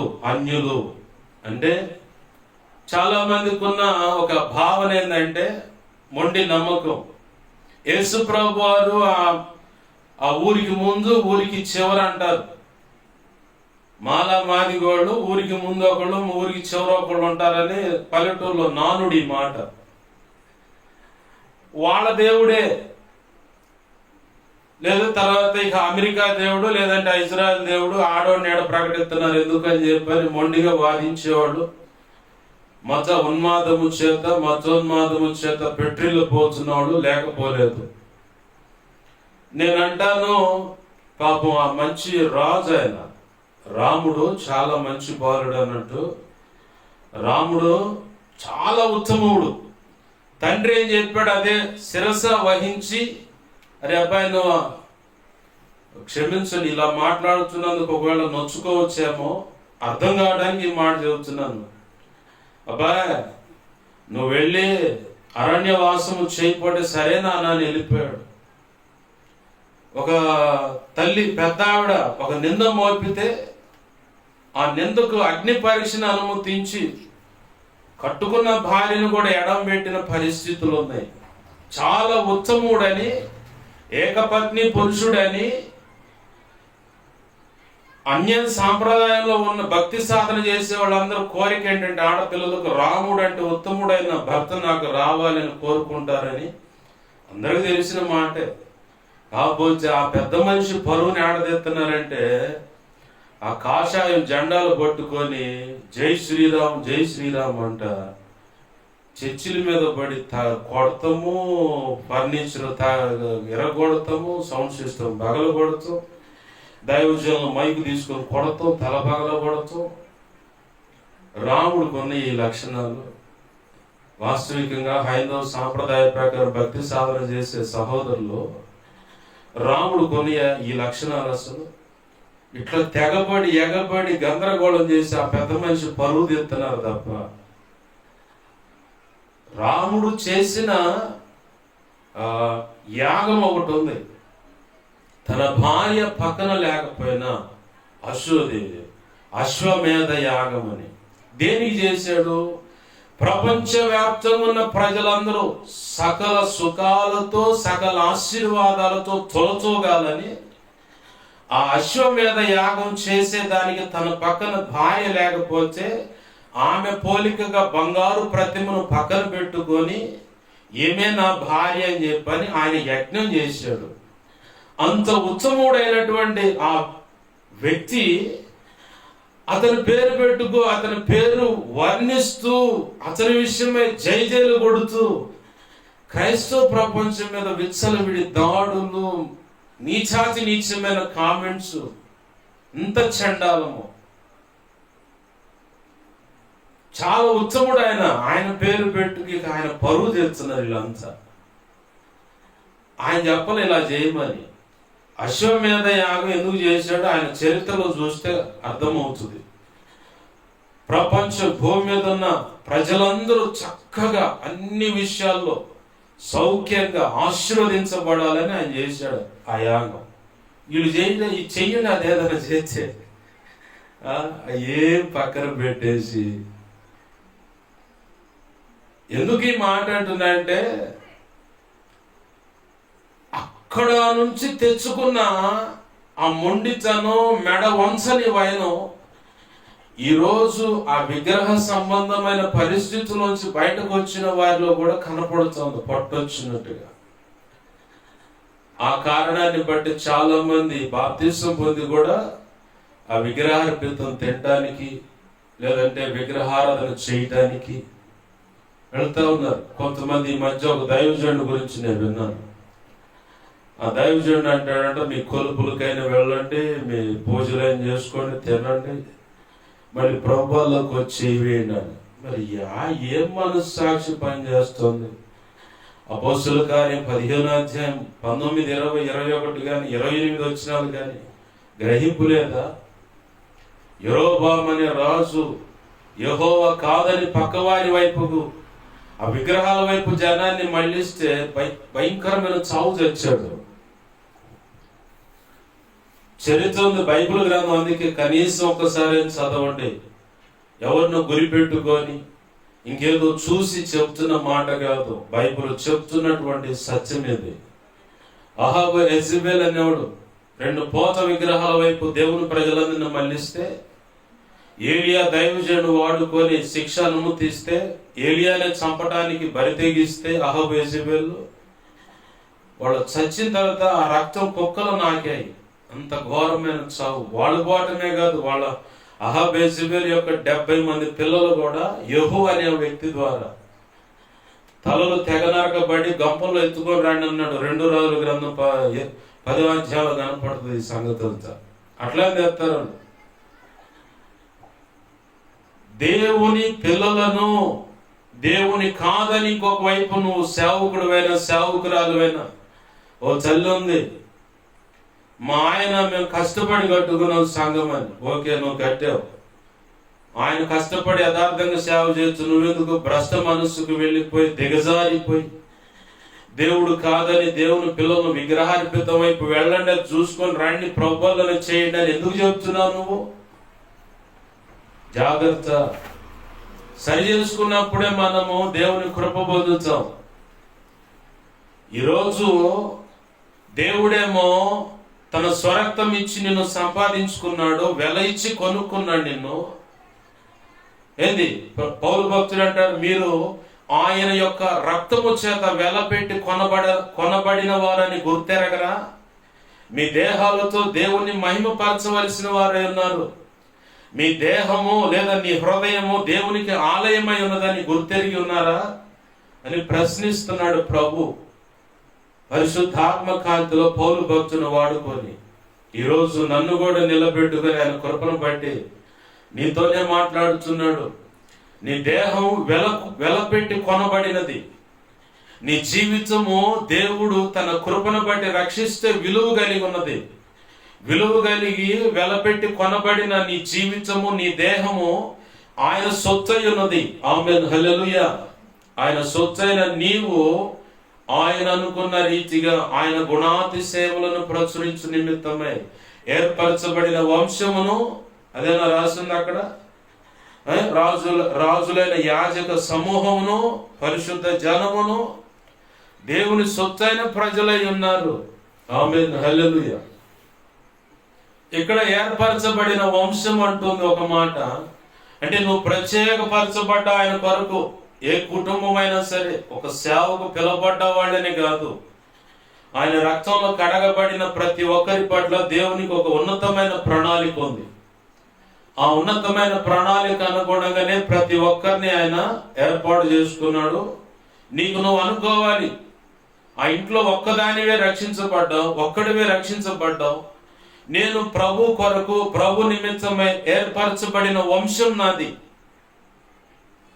అలాగే రాజులైన యాజక సమూహం, ఇక్కడ రెండున్నాయి. రాజులైన యాజక సమూహం అంటే ఈ భూమి మీద నువ్వు పరిపాలన విభాగ వ్యవస్థలో శాసించే శాసనకర్తగా ఉంటావు. ఒక ప్రార్థన చేస్తే పలానా వ్యక్తి అధికారంలో రావాలంటే వస్తాడు ఇక ఆ వ్యక్తి. కాదు, ఈ వ్యక్తికి ఇక అధికారం లేదు ప్రభువా, ఇట్లా ఉన్నాడని చెప్పని ప్రార్థన చేస్తే ఇక ఆ వ్యక్తి పక్కన పెట్టబడతాడు. ఇది ఒక కోణం. రాజులైన రాజవంశం అనే దానికి ప్రకటన గ్రంథంలో కూడా 1:6 కూడా ఉంది. తండ్రి అయిన దేవుని కొరకు రాజులైన యాజక సమూహం అంటే ఈ భూమి మీద నీవు నిత్యత్వంలో చేయబోతున్నటువంటి నిత్య రాజ్య పరిపాలన నిమిత్తమై రాజనీతి వ్యవస్థలో ఉన్న సమస్త శుభ గుణ లక్షణాలన్నీ నువ్వు ఈ ఆధ్యాత్మిక యాత్రలో నీకు ప్రభు నేర్పుతాడు. నేర్పకుండా నిన్ను నిత్యత్వానికి తీసుకోడు. ఒక కోణమేమో ఈ భూమి మీద ప్రతి ఒక్క రాజ్యాన్ని శాసిస్తావు, రాజకీయ వ్యవస్థను శాసిస్తావు. నీవు చెబితేనే ఆ పరిపాలన వ్యవస్థలో అన్ని విషయాలు కదిలేలాగా నీ ప్రార్థన బట్టి ప్రభు అనుకున్న పని జరిగించుకుంటూ ఉంటాడు. మనం అనుకుంటాం, ఏంది నా ప్రార్థనగా ఇది నిజమేనా అంటే నిజం, 100% ఇది నిజం. అలాగనే నిత్యత్వంలో కూడా నిత్య రాజ్య పరిపాలన చేయడానికి నువ్వు పిలువబడ్డావు. యేసు ప్రభు వారి సింహాసనం మీద, అంటే తండ్రి అయిన సింహాసనం యేసు ప్రభు వారికి ఇవ్వబడింది. ఇప్పుడు ఆయన మానుక నీ కొరకు నా కొరకు విజ్ఞాపన చేస్తున్నాడు. ఎక్కడ? తండ్రి అయిన దేవుని యొక్క సింహాసనం మీద ఆయన కుడి పార్శ్వమందు కూర్చొని చేస్తున్నాడు. ఒకానొక రోజు సంఘం ఎత్తబడిన తర్వాత యేసు ప్రభు వారితో ఈ భక్త సమాజం అంతా కలిసి ఒక వధువుగా ఆయన ముందు నిలబడ్డప్పుడు పెండ్లి జరుగుతుంది. ఆ తర్వాతనే రాజ్య పరిపాలన నిమిత్తమై యేసు ప్రభు వారికి పట్టాభిషేకం జరుగుతుంది. పెండ్లి లేకుండా ఏ రాజకుమారుడికైనా రాజకుమార్తెకైనా పట్టాభిషేకము చెయ్యరు. నీ ఉంటేనే, నిన్నటిదిన ఏం చెప్పాడు ప్రభు? విశ్వాసుల జాబితాలో, అదేనా ప్రభు మాట్లాడింది? నువ్వు లేకుండా విశ్వాసుల యొక్క జాబితా సంపూర్ణం కాదు. నువ్వు ఒక గుర్తింపు కలిగినటువంటి భక్తుడిగా, భక్తురాలుగా ఉండాలి. ఓకే, ఈరోజు దేవుడు మాట్లాడుతున్న మాట ఏంటంటే నిత్యత్వంలో యేసు ప్రభు వారితో నీతో వివాహం జరుగుతుంది. దాన్నే గొర్రె పిల్ల పెండ్లి అని చెప్పి అంటారు. ఆ గొర్రె పిల్ల పెండ్లిలో ఆయన నిన్ను మనువాడాలంటే నువ్వు యోగ్యురాలుగా, యోగ్యుడిగా కనపడాలి. ఆ యోగ్యుడిగా కనపడే విధంలో ప్రార్థన చేస్తే, విజ్ఞాపన చేస్తే, వాక్యం చదువుకుంటే, ప్రభు చెప్పిన ఆ పని చేస్తే, పరిచర్య చేస్తేనో లేదంటే సేవ చేస్తేనో ఇంతవరకు సర్దుకుంటే చాలు అనుకుంటున్నావు. కాదు, నువ్వు నిత్య రాజ్య పరిపాలన చేయాలి. కాబట్టే నీవు ఇప్పుడు పరిశుద్ధాత్మ దేవుని యొక్క గురుకులంలో ఉన్నావు. రాజు తనకు విద్యాబుద్ధులు నేర్చుకున్నటువంటి గురుకులాలు ఉంటాయి. కొన్ని శ్రేష్టమైనటువంటి గురువు గారు ఎవరైనా ఉన్నారో వారిని వెతికి మరి తన కుమారుడు తీసుకెళ్ళి అక్కడ అప్పచెబుతాడు. అప్పచెప్పి అంటాడు, గురువు గారు ఏది చెప్పినా మారు మాట్లాడకుండా ఆయన చెప్పిన దానికి నువ్వు తల ఒగ్గి అక్కడ గురువు గారి దగ్గర శిష్యరికము చేసి, నా తర్వాత నీవు ఆ సింహాసనం అధిష్ఠించి నాకంటే గొప్పగా మన ఆస్థానంలో ఉన్నటువంటి ప్రజలను పరిపాలించాలి. మన రాజ్యం కింద ఉంటూ అణిగి మణిగి కప్పం అంటే పన్ను కడుతూ ఉన్నటువంటి ఆ రాజ్యాలను కూడా నువ్వు సరైన రీతిగా పరిపాలించాలి, నాకంటే బెటర్గా. కాబట్టి గురువు గారు ఏది చెప్పినా ఆయనకు గాయం కలగకుండా, తిరుగుబాటు చేయకుండా చెప్పింది చేయ అని చెప్పని తీసుకువెళ్ళి అక్కడ అప్పచెబుతారు. అక్కడ ఎంత కఠినమైన పరిస్థితులు ఉంటాయంటే తెల్లవారుజాము లేచి పలానా కోనేటి గాడ పోయి నీళ్లు తేపంటాడు, అడవిలో పడిపోవాలి. పోయి తీసుకొని వస్తాడు చచ్చినట్టు. ఎందుకు? ఏం ఆశించంటే తండ్రి తర్వాత సింహాసనం మీద ఉండి రాజ్య పరిపాలన చేయాలి. ఈ రోజు నువ్వు పరిశుద్ధాత్మ దేవుని యొక్క కనుసన్నల్లో కదలికల్లో నువ్వు నడుస్తున్నావు, బ్రతుకుతున్నావు, భక్తి చేస్తున్నావు. అయితే నువ్వు ఒకటి బాగా గుర్తుపెట్టుకోవాలి, ఈ భూమి మీద తాత్కాలికంగా నీవు అనుకుంటున్న ఆ ప్రార్థన, విజ్ఞాపన, వాక్యం చదవటమో వినటమో చదువు లేకపోతే విశ్వాసిగానో పరిచారకు లేదా సంఘ పెద్దగానో లేదంటే సేవ చేస్తే ఇతరులతో సర్దుకుంటే చాలే మన జీవితం, ఇక హల్లెలూయా స్తోత్రం అనుకుంటున్నావు. కాదు, నువ్వు రాజ్య పరిపాలన విధానములో ప్రత్యేకంగా పిలువబడిన దానవు, ప్రత్యేకంగా పిలువబడిన వాడవు. కాబట్టి నీకు కిరీటం. ఆమేన్, హల్లెలూయా. ఇక ఉట్టినే కాదు నువ్వు పిలువబడదే. కిరీటం అంటే సామాన్యమైన పని అయింది. కిరీటం ఎవరికి ఉండదండి? సామాన్యుడికి ఇస్తారా? సామాన్యుడికి ఎవరు? నువ్వు రాణివి, అలాగనే రాజు కాబట్టి నీకు కిరీటం. కిరీటం అనేది ఆల్మోస్ట్ టాప్ ఉన్నతమైన ఆశీర్వాదం.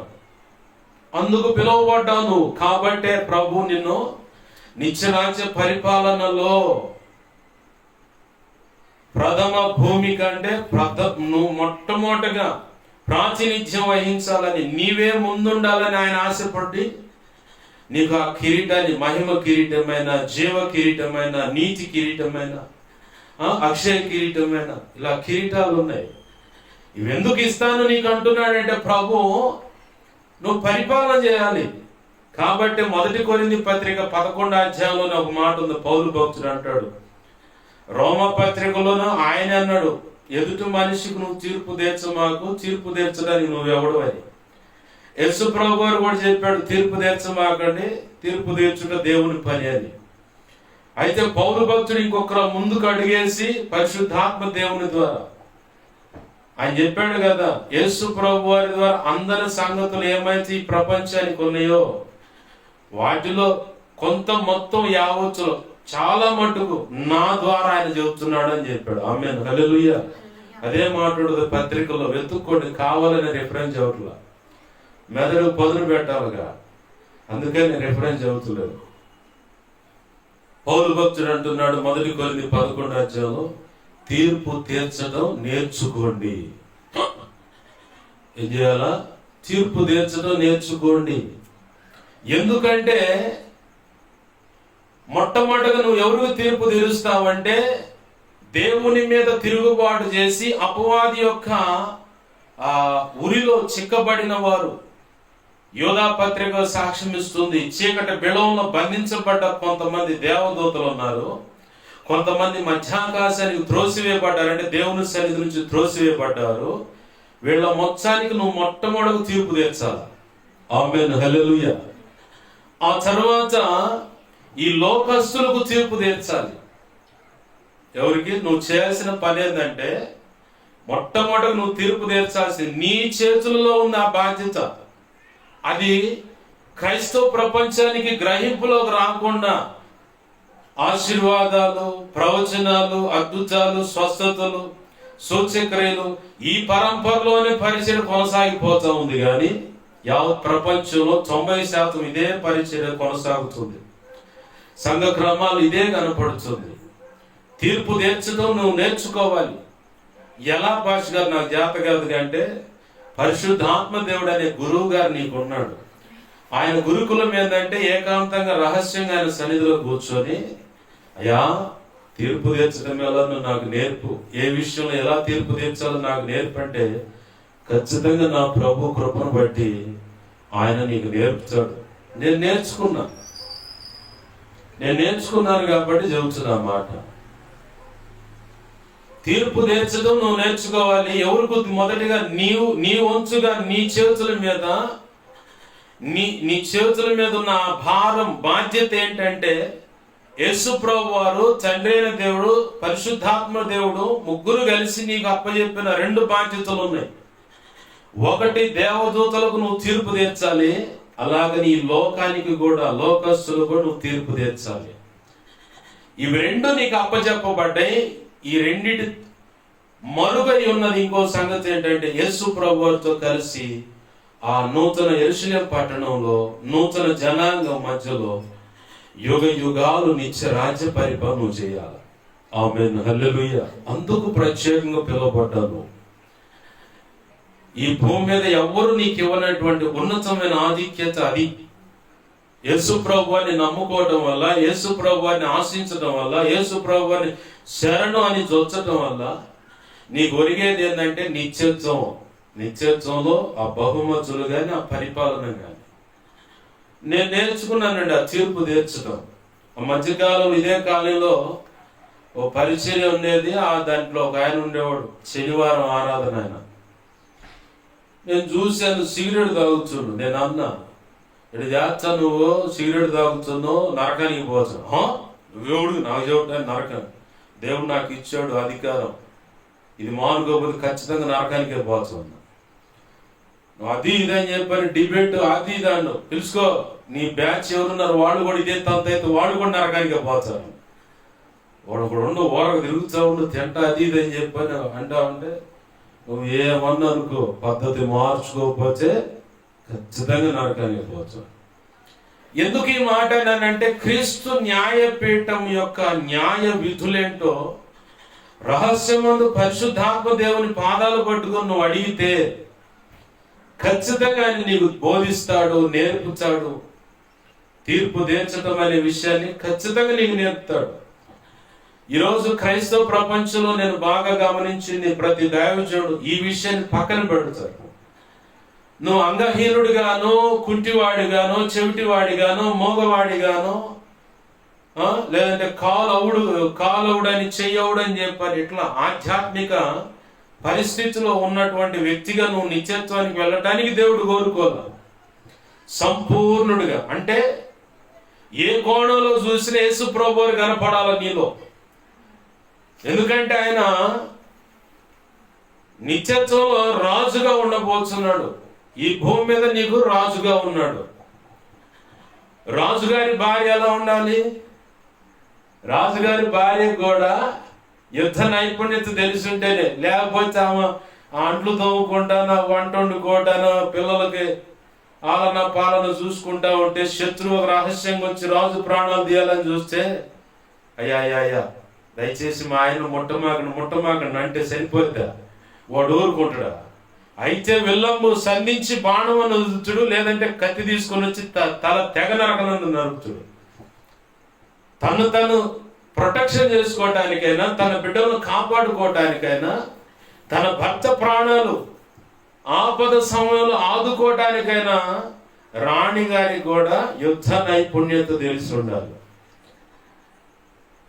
అవునా కాదా? రాజుల చరిత్ర సాక్ష్యాలు మనకు తెలుసుగా, స్కూల్లో చదువుకోవాలా? అవి కల్పితమో వాస్తవమో తెలియదు, కానీ నమ్మాము, చదివాము. ప్రభు కృపను బట్టి కొన్ని సబ్జెక్టులు పాస్ అవడం, కొన్ని క్లాసులు పైకి ఎక్కడము, ఆర్థిక ఇబ్బందులు సరిగా సహకరించిన దాన్ని బట్టి ఎంతటితో సర్దుకోవటం. చదువులు చదివా లేదా? ఉన్నాయి కదా. 6-7 తరగతుల్లోనే రాజుల చరిత్ర, చౌడులు, ఆర్యులు, చాణక్యులు అని చెప్పని ఇట్లా చరిత్ర ఉంది కదా. రాజుల యొక్క చరిత్ర ఏంటంటే 6-7 తరగతులు, 8 తరగతుల్లో ఉంటాయి. నేను చదివా కాబట్టి చెబుతున్నా.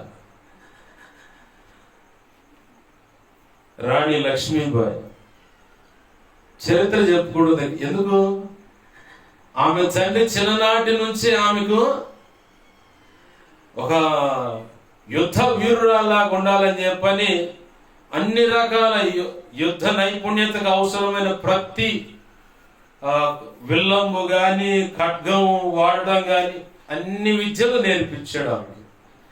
ఆ ముందు ఎవరు నిలబడలేదు, అందుకే ఆమె చరిత్రకి ఎక్కింది రాణి లక్ష్మీబాయి అని.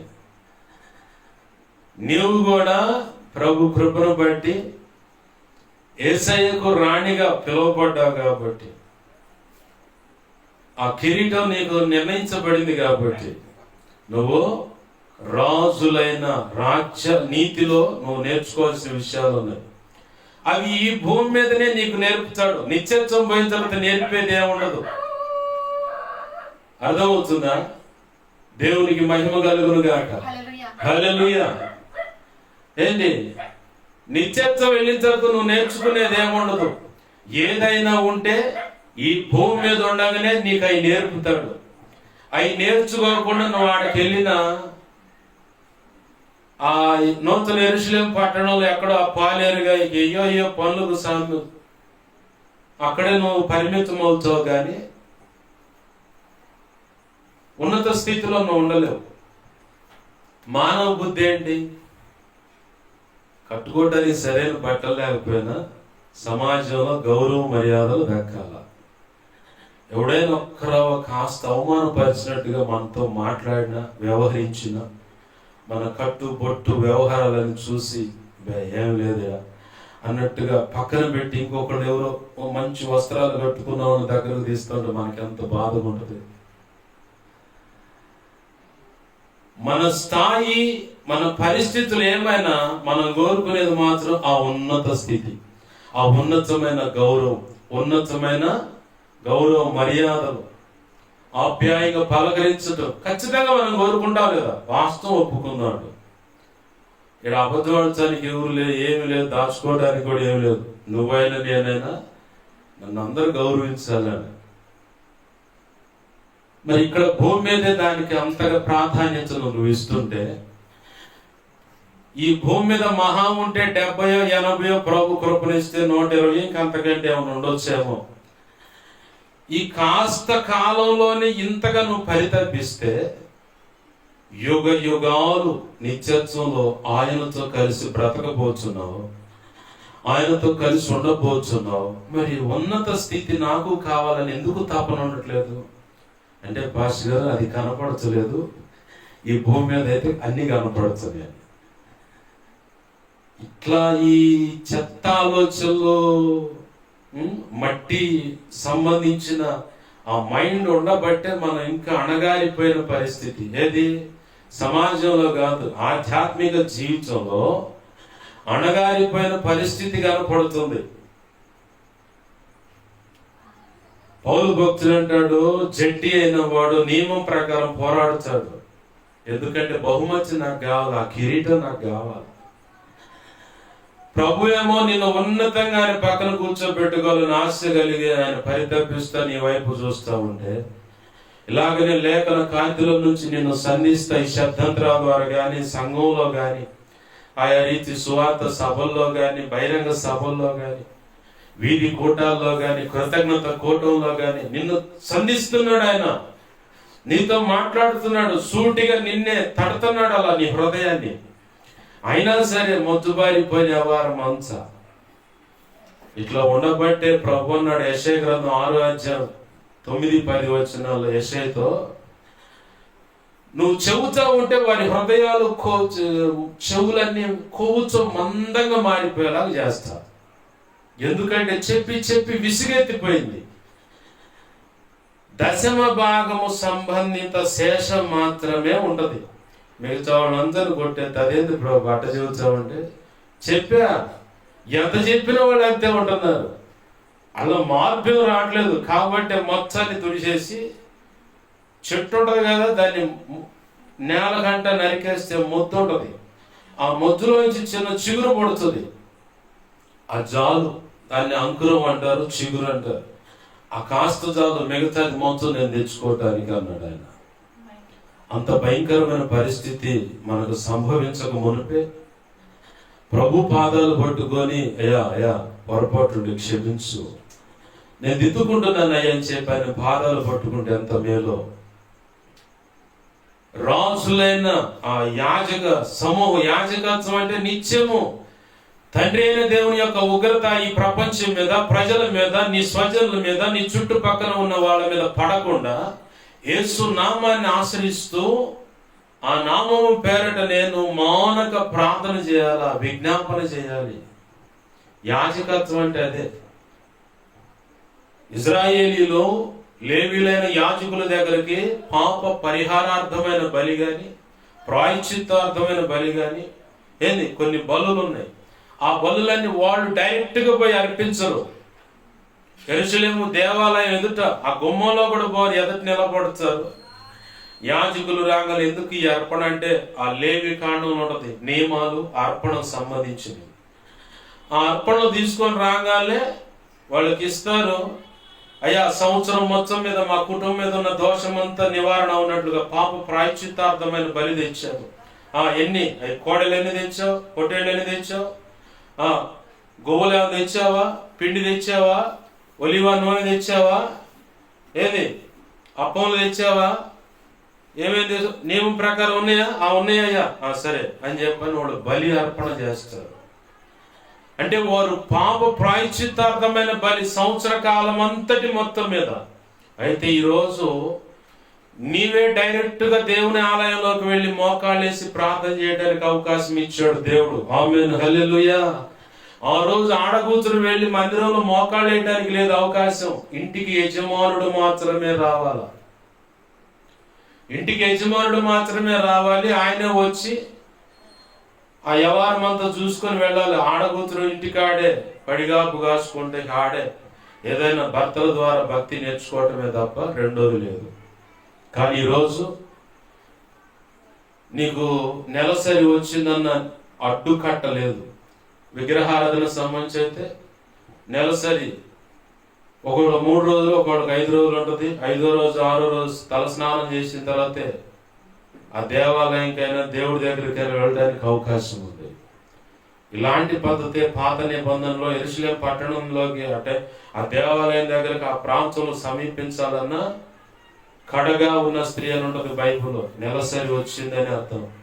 ఓవర్ పీరియడ్ అంటే రక్తస్రావం అనేది కూడా ఇక అది ఓవర్ అవుతూ ఉన్నప్పుడు రక్తస్రావం అంటారు. ఇలా ఉన్నవాళ్ళు సమాజంలో రావడానికి లేదు. రాళ్ళు కొట్టి చంపేవాళ్ళు ఆ రోజుల్లో. మరి ఈ రోజు ఉన్న ఆ నియమం నీకు, నేను అంటాను, నెలసరి ఉన్నా నువ్వు నిలబడగలిగితే మోకాళ్ళేసిపోయి ప్రార్థన చేయి. నా ప్రభు ఆ అవకాశం ఇచ్చాడు నీకు. కొంతమంది నెలసరి అని చెప్పని ప్రభువుల దగ్గరికి రారు. అదేమో మైల కాదు, అంటు కాదు. ప్రభు తన ఉన్నత కృపను బట్టి నీ దేహంలో ఆయన నీ ఆరోగ్యం కోసం, అలాగే పునరుత్పత్తి అంటే జననుత్పత్తి, పిల్లల యొక్క ఉత్పత్తి క్రమానికి ఆ నెలసరి అనే క్రమం నీ దేహంలో ప్రత్యేకంగా దేవుడు పెట్టాడు. వింతేందో తెలుసా? మనిషిని సృష్టించింది ఒక వింత అయితే ఆయన చేతులతో, మగవాడిని ఏర్పాటు చేసింది ఒకటైతే, ఈ మగవాడిలో నుంచి కొంత మాంసంలో పక్కటెముకు తీసుకొని ఆడగూర్చుని చాలా ఉన్నతంగా ఆయన ఎంత జ్ఞానాన్ని ఉపయోగపెట్టి ఆయన ఆ మనిషిని తయారు చేసి ఉంటాడో నేను ధ్యానిస్తూ ఉంటాను. ఎందుకంటే పరమగీత వ్యాఖ్యానం చెప్పాలి కాబట్టి దాంట్లో అవయవాల గురించి వివరణ ఉండదు. అది చెప్తే పోతే సంవత్సరాలు పట్టవచ్చు. నాకు తెలిసి నేను గమనించింది ఎంత ఆయన మైండ్ అంతా ఆడబూతుల మీద పెట్టాడు. అంటే భవిష్యత్తులో ఉండబోతున్న ఆయన సొత్తైన సంఘం, శిలువ శ్రమల్లో ఆయన ప్రాణం పెట్టి సంపాదించే సంఘం కూడా ఇలాగ ఉంటుందని చెప్పే నిరూపణనే ఆడగూతురు యొక్క నిర్మాణం. నెలసరి ఉందని చెప్పిన కొంతమంది ప్రభువులు తీసుకోకుండా ఎడవైన వాళ్ళు ఉన్నారు. అసలు ఆ పిచ్చి పట్టింపులు ఏమి లేవు. యేసయ్య మందిరానికి, యేసయ్య సంఘంలో ప్రభు బలక ఆ పిచ్చి పట్టింపులు ఏమీ లేవు. ధైర్యంగా స్వేచ్ఛగా నువ్వు వెళ్ళి ప్రభువులు తీసుకోవచ్చు. స్వేచ్ఛగా వెళ్ళి దేవుని ఆలయంలోకి వెళ్ళి మోకాళ్ళేసి ప్రార్థన చేయొచ్చు. ఒకడైతే నేను స్నానం చేయలేదన్నాడు. అడవిలో పురులు సింహాలు స్నానం చేస్తున్నాయి, పళ్ళు తోముతున్నాయా? ఒకడు కావాలని ఎడం పెడతానికి. అసలు స్నానం కాదు ప్రభు అడిగింది, నీ హృదయ శుద్ధిగా ఉంటే చాలు అన్నాడు. ఆమేన్, హల్లెలూయా. నువ్వు యాజకుడిగా ఉండాల. నీ కుటుంబానికి నువ్వే ఇంటి పెద్దవి. ఓ తండ్రిగా ఉంటే, ఒక భర్తగా ఉంటే నీవే యజమానుడివి. ఒకవేళ నీ తండ్రి కోల్పోయి ఉన్నట్లయితే కొడుకుగా ఉంటే నీవే కుటుంబానికి యజమానుడివి. లేదు కూతురుగా ఉంటే నీవే పెద్దదానివైతే నువ్వే యజమానురాలివి నీ కుటుంబానికి. ఎందుకంటే నీ మనస్సాక్షి పనిచేస్తుంది కాబట్టి నీవే బాధ్యత తీసుకొని నీ కుటుంబానికి మధ్యవర్తిగా దేవుని యొక్క ఉగ్రత వచ్చి పడకుండా, వారు చేస్తున్న పొరపాట్లనే విషయాన్ని బట్టి ఆయన కదలకుండా, అయా క్షమించు, దర్శించు, ఈ బలహీనత నుంచి విడిపించని మొట్టమొదటిగా నీ కుటుంబానికి యాజకుడవు నీవే. అయ్యా భర్త లేడంటే, ఆడపిల్లలంటే తల్లిగా నువ్వు ఉన్నావుగా, నువ్వే యాజకురాలివి. నిన్ను అడుగుతాడు ప్రభు. నీ ఉన్న సంఘంలో ఓ సేవకుడిగా నువ్వు యాజకుడివి. నీ సంఘ బిడ్డల విషయంలో నిన్ను బాధ్యత అడుగుతాడు. ఆయన లెక్క అడుగుతాడు రేపు పొద్దున తీర్పు దినంలో. అసలు నీ సంఘం కోసం కనీసం ఉపవసించి ప్రార్థన చేసావా? ఎవరైనా దారి తప్పిపోతుంటే వాళ్ళ కోసం ఉపవసించి ప్రార్థన చేసావా అని అడుగుతాడు ఆయన. నువ్వు లెక్క చెప్పాలా. అలాగనే నీవున్న సమాజానికి ఒక విశ్వాసిగా, ఓ పరిచారకుడు లేదంటే పరిచారకురాలుగా, సంఘ పెద్దగా ఉంటే, సేవకుడిగా ఉంటే, నీవున్న సమాజానికి నీవే ఉత్తరవాది అంటే యాజకుడు నువ్వే లెక్క చెప్పాలి. నీ సమాజంలో జరుగుతున్నటువంటి అకృతాలు, అగాత్యాలు, దైవ చిత్తానికి వ్యతిరేకమైన పోకడలన్నీ చూసి నీ మనసు కదిలాకుండా, మనస్సాక్షి గుచ్చుకొని కదిలించబడి కన్నీరు గార్చకుండా బండరాయి లాగా మారిందంటే నువ్వు చచ్చిన క్రైస్తవుడుగాను, చచ్చిన క్రైస్తవురాలుగా బ్రతుకుతున్నావు. నేను అడుగుతాడు దేవుడు లెక్క. నీ ముందు ఇంత అకృతాలు, అగాయిత్యాలు, దుర్మార్గము, వ్యతిరేకత ఉంది కదా, ఎందుకని మోకాళ్ళు వేసి ప్రభువాడు తెలియజేస్తున్నారే కుడి ఎడములు తెలియని ప్రజలు ప్రభు, అయ్యో వారిని క్షమించు ప్రభు అని ఎందుకు ప్రార్థన చేయలేదు? నేను ప్రార్థన చేస్తుంటే విమర్శించేవాళ్ళు ఎక్కువ, మనసులో, హృదయంలో, తలంపులు, ఊహల ఆలోచన, ఎందుకు ఈ రకంగా ప్రార్థన చేస్తున్నారు? ప్రార్థన అంటే ఎంత ఉందని. అవును, లేఖనం సాక్ష్యం ఇస్తుంది. మీరు చెదరి ఆయా దేశాల ప్రాంతాలకు వెళితే ఆ సమాజం కోసం, ఆ రాష్ట్రం, జిల్లా, లేదంటే ఆ దేశం కోసం మీరు ప్రార్థన చేయాల. ఆ యోగక్షేమాల కోసం ప్రార్థన చేయాల. వారు మంచిగా ఉండాలని ప్రార్థన చేయాలి. నువ్వు ఆ ప్రార్థన చేశాడు కాబట్టి దానియేలు చరిత్రకి ఎక్కాడు. ఆమేన్, హల్లెలూయా. నువ్వు యాజకుడవు. అలాగే ఇంకేమంటుంది మాట, ఇంకో మాట ఏమంటున్నాడు? యాజకులైన సమూహమును, పరిశుద్ధ జనమును, దేవుని సొత్తైన ప్రజలు. పరిశుద్ధమైన జనము. ఇవాళ ఏడుంది పరిస్థితి? ఏడకాడ అపవిత్రమైన పరిస్థితులు కనపడుతున్నాయి. దేవుని పాదాలు పట్టుకొని ఆయన అడుగుదాం, అయ్యా నన్ను పరిశుద్ధమైన జనంగా ఉంచు, నీ సొత్తైన ప్రజలుగా నేను ఉండాలి ప్రభువా, నేను పరిశుద్ధమైన జనంగా ఉండాలి. ఎందుకంటే 93వ కీర్తన 5వ వచనం సాక్ష్యం ఇస్తుంది, ఆయన సన్నిధికి వెళ్ళాలంటే నువ్వు పరిశుద్ధంగా ఉండాలి. పరిశుద్ధతే ఆయన సన్నిధికి అనుకోను.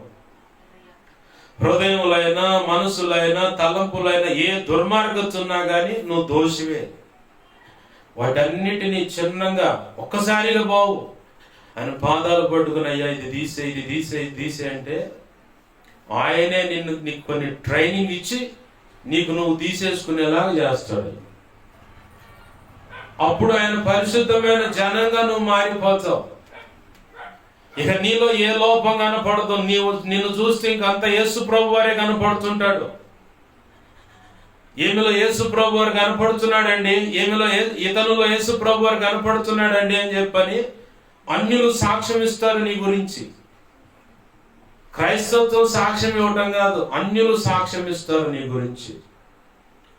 వారు ఇచ్చినప్పుడే నీలో యేసయ్య కనపడ్డట్టు నిర్ధారణ. ఒక వ్యక్తిని ప్రేమించే విషయంలో అయినా, ఒక వ్యక్తిని ఆదరించే విషయంలో అయినా, ఒక వ్యక్తిని క్షమించే విషయంలో అయినా నీకు ఇంకా పరిశుద్ధమైన జనాంగం అన్న విషయాన్ని స్పష్టంగా అర్థం కావడం. చిన్న మాట చెప్తాను. ఓ యవనస్తుడు అంటే యవనస్తుడిగా ఉన్నాడు. ఇప్పుడు తన చిన్నతనంలో తన తల్లి దగ్గర నుంచి పాలు తాగే వయసు అన్నమాట, లేదా పాలు మరిచి అల్పాహారం చిన్నగా తీసుకుంటున్న వయసు. ఆ క్రమంలో తల్లి దగ్గర నుంచి ఆ బిడ్డను దొంగిలించి తీసుకువెళ్ళి వేరే చోట అమ్మేశాడు. అప్పుడు ఈ బిడ్డ ఆ అమ్మిన వ్యక్తిని గుర్తుపెట్టుకున్నాడు. సంతలో తీసుకువెళ్ళి అమ్మేశాడు. ఒక యజమానుడు తీసుకెళ్ళి కొనుక్కొని బానిసగా పని చేయించుకుంటా ఉన్నాడు. ఆ పని జరుగుతానే ఉంది, ఆ పరిస్థితులు బాగానే ఉన్నాయి. ఇతరుగా మాత్రం నన్ను నమ్మిన వాడు ఎక్కడ దొరుకుతాడా అని చెప్పని ఎత్తుక్కుంటాడు. బాగా యవన ప్రాయంలో ఉన్నాడు అన్నాను కదా. యవన ప్రాయంలోకి రాగానే యథావిధిగా ఆ ప్రాంతంలో సంత జరుగుద్ది.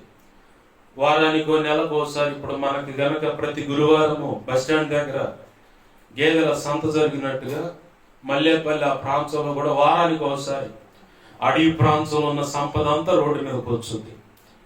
చింత చిగురు, అడవిలో దొరికే మూలికలు, ఇవన్నీ తెలంగాణ హైదరాబాద్ దారిలో మల్లేపల్లి ఉంటుంది, రోడ్డు మీదకి వస్తుంది. ఆ లంబాడీలు అంతా అడవిలో ఉన్న సంపద అంతా తెచ్చి రోడ్డు మీద పెట్టి ఇంత నమ్ముతూ ఉంటారు. నాకు డౌట్ వచ్చి అడిగి ఏంటంటే సంత జరుగుతాయి ఎక్కడ అని. మనకి నర్సరావుపేటలో కూడా ప్రతి గురువారము గేదెల సంత జరుగుతుంది. ఇంతకుముందు గొప్పగానే జరిగేది, ఇప్పుడు దానికి పరిమితం అయిపోయింది అనుకో. ఏంది అట్లానే సంత జరుగుతుంటే ఆ సంతలో తన పని తాను చేసుకోలేక దయనీయమైన పరిస్థితులు ఒకడు పడి ఉన్నాడు. పడుంటే ఈ యవనస్తుడు అంటున్నాడు పెద్ద వాళ్ళ యజమానుడి దగ్గర పోయి, ఈయన కొనండి అయ్యగారు అని. ఎందుకురా? కొనండి అయ్యగారు అని బతిమలాడుతుంది. డబ్బులు అంటే నా చేతిలో కట్ చేయండి అయ్యగారు. అతను కొనండి అన్నాడు. కొనండి అని చెప్పని, మరి ఎక్కడ పెడతావు, ఏంది అతని పని అతను చేసుకోలేకపోతుందంటే, నేను చేస్తాను అయ్యగారు, నేను చేస్తా అని చెప్పని తన ఇంట్లోనే తను కూర్చున్నటువంటి ఆ రూమ్ లో పెట్టుకొని తన విధి చొప్పున ఆ యజమానుడి దగ్గరికి వెళ్ళి పనులన్నీ చక్కబెట్టుకొని వచ్చి ఈ తన పనే తను చేసుకోలేనటువంటి లాస్ట్ స్టేజ్ అనమాట. ఇక అది అతని దగ్గరకు వచ్చి అన్ని శుభ్రంగా బాత్రూమ్ కానీ అన్ని క్లీన్ చేస్తా, అంత ఆహారం అంతా ఏర్పాటు చేస్తా, చక్కగా గొడ్లు కట్టి క్షౌరం చేయించి శుభ్రంగా మంచంలో పెట్టి ఇతగాడి దగ్గరకు వచ్చిన కాడి నుంచి బాగా శక్తి పొందుకొని ఆరోగ్యకరంగా మార్చా ఉంటే ఆ యవన బిడ్డ ఆ అంత అయిపోయిన పరిస్థితుల్లో ఉన్న వ్యక్తి విషయమై అంత ఆతృతగా ఉత్సాహంగా ఏంది ఉపచారం చేస్తా ఉంటే ఆ యజమానుడు గాని ఆ పక్కన ఉన్న పని వాళ్ళు కానీ అడుగుతున్నారు, ఎవరురా? మీ బాబాయ్, మీ పెదనాన్న, మేనమావ, లేదంటే మీ నాన్న, ఎవరు? ఏంటంటే ఏం మాట్లాడుతున్నారు. ఒకరోజు బాగా అడిగేవాడికి ఎంతగానో ఉపయోగపడుతున్నారు. మితిమించి ఇక ఆపి, రే చెబుతావా లేదా, ఎవరు, ఎందుకు అసలు వ్యర్థంగా ఇంత ఖర్చు చేస్తున్నావు, అతను ఎవరు ఏందని చెప్పారంటే అప్పుడు చెప్పాడు ఆ పిల్లగాడు, అయ్యా మేము క్రైస్తవులం, మా అమ్మ చిన్నప్పుడే ఏంది మిమ్మల్ని హింసించు వారిని దీవించండి, మీకు శత్రువులు మిమ్మల్ని శత్రువులకు ఎంచుకున్న వారిని ప్రేమించండి, వారిని ఆశీర్వదించండి, చేతనైనంత వరకు కొరింథీ పత్రికలో చెప్పబడిన మాట ఉంది, పౌలు భక్తులు శత్రువైన వాడిని ఇంటికి పిలిచి ఆహారం పెట్టండి అని రాసి ఉందయ్యా. ఆ మాటలు మా అమ్మ చిన్నప్పుడు చెప్పేది. మేము మందిరానికి వెళ్తాము, మేము క్రైస్తవం అయ్యా, యేసు ప్రభు అని మేము నమ్ముకున్నాం. సరేనా, అంతా బాగానే ఉంది. మరి ఈ దిక్కు మొక్కు లేనటువంటి ఒక అనాథ ఎవరు ఇతను, ఎందుకు నీ వాళ్ళు కాదన్న ఎవరు ఏందంటే ఆ యవనస్తుడు అంటా ఉన్నాడు, నన్ను సంతలో తెగనమ్మిన వాడు ఇతడే. నేను అప్పుడప్పుడు కొంతమందిని ప్రేమగా పిల్లలతో మాట్లాడుతూ ఉంటే కొంతమంది అనుకుంటున్నారు వీళ్ళే పగ కదా, వీళ్ళే వాళ్ళ ప్రాణం తీయాలనుకుంటున్నారు కదా, ఆయన ప్రాణం తీయాలనుకున్నారు కదా, వాళ్ళతో అంత ప్రేమగా ఎలా మసులుకోగలుగుతున్నారు, కాస్తంత పగ ప్రతీకారం ఇలాంటి ఏమీ లేవా, దేవుని ప్రేమ అంటే ఇదేనేమో అనుకుంటున్న వాళ్ళు ఉన్నారు. ఈ యవనస్తుడు అన్నాడు, నన్ను తెగనమ్మినోడు ఇతడే, నా తల్లికి దూరం చేసిన వాడు ఇతడే, నా జీవితాన్ని నాశనం చేసినోడు ఇతడే.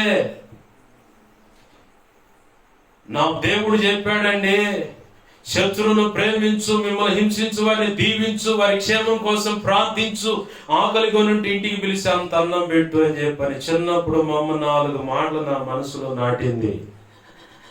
ఆ మాటల ప్రకారం ఇతను ఎప్పుడు దొరుకుతాడని ఎదురు చూశాను. ఇదిగో ఇప్పుడు దొరికాడు అనగానే ఆ యజమానుడు చుట్టూన్నాడు, మోకాళ్ళ మీద బోర్ని ఆడవటాను, నువ్వు నమ్మిన దేవుడు నాకు కావాలరా అన్నాడు. దేవునికి మహిమ కలుగును గాక. హల్లెలూయా, హల్లెలూయా. దేవుని ప్రేమ అంటే ఇదే. పరిశుద్ధమైన జనం అంటే వాళ్ళలో ఇది కనపడుతుంది. ఆమేన్, హల్లెలూయా. నీలో అది లేదంటే నువ్వు ఇంకా పరిశుద్ధమైన జనం కాలా. కొద్ది గొప్ప రాకొర తాలింపు దినుసులాగా అయ్యో ఏడో బచ్చుకున్నాయి, వాటి మొత్తాన్ని మార్చేయి, నూనెలో పడేసి, పరిశుద్ధాత్మని నూనెలో పడేసి మార్చేయి. ఎందుకు పనికి రాకుండా పోతే నువ్వు ప్రయోజకరమైన పాత్రగా నిలబడతావు. ఆమేన్, హల్లెలూయా. ఇక నువ్వు కావాల్సింది ఆయన సొత్తైన ప్రజగా. సొత్తైన ప్రజకు చాలా ప్రత్యేకమైన విలువిస్తాడు ప్రభు. వాడు ఎక్కడ ఎటువంటి కుప్పి గొంతులు వేసినా ఏర తోముడు ఉంటది, అలాగే ఊహించనంత బహుమతి కూడా ఉంటది. ఆమేన్, హల్లెలూయా. ఏంది? సొత్తైన ప్రజగా నువ్వు మారాల. సొత్తైన ప్రజగా ఉంటేనే నువ్వు ఆయన బిడ్డగా నువ్వు నిత్యత్వంలో నిన్ను బట్టి తండ్రి దేవుని ఎదుటి కూడా ఆయన సంతోషిస్తాడు, గర్వపడతాడు. నా కుమార్తెండి, నా కుమారుడండి అని చెప్పి గర్వపడతాడు. ఇప్పుడు సుమతి శతకంలోనా వేమన పద్యంలోనా కుమారుడు పుట్టంగానే ఆ తండ్రికి సంతోషం ఉండదు. కుమారుడు పుట్టి పెరిగి ప్రయోజకుడై 10 మంది ఆ కుమారుడు గురించి గొప్పగా చెబుతుంటే ఆ కుమారుని కన్న తండ్రి పిత్రోత్సాహంతో, అంటే అంటే తండ్రి ఉత్సాహం కలపడదని, పిత్రోత్సాహంతో ఆ తండ్రి సంతోషిస్తాడని చెప్పని పద్యం రాశాడు. ఇప్పుడు నువ్వు ప్రయోజకరమైన పాత్ర కాకపోతే ఆయన సంతోషమే ఉంది. నువ్వు సొత్తైన ప్రజగా కోరుకున్నాడు. ఐగుప్తు చెర బంధకాల నుంచి ఆనాడు ఇజ్రాయిల్ను బయటకు తెచ్చాడు. ఈరోజు నిన్ను చీకటి బంధకాల నుంచి బయటకు తెచ్చాడు. ఆయన స్వకీయ సాంపాద్యం అని రాసింది దేవుని మాట. అంటే ఆయన సొత్తైన ప్రజలు తన గుండెల మీద అట్ట పెట్టుకొని తెచ్చుకున్నాడంట ఆయన. నిన్ను కూడా ఈరోజు యెషయా గ్రంథంలో మాట్లాడుతుంది, చూడు నా ఎర్ర చేతుల్లో నేను చెక్కి ఉన్నాను, ముదిమి వచ్చు వరకు చక్క పెట్టుకొని వాడను ఎత్తుకొని వాడను. అంటే 2 పనులు ఉన్నాయన.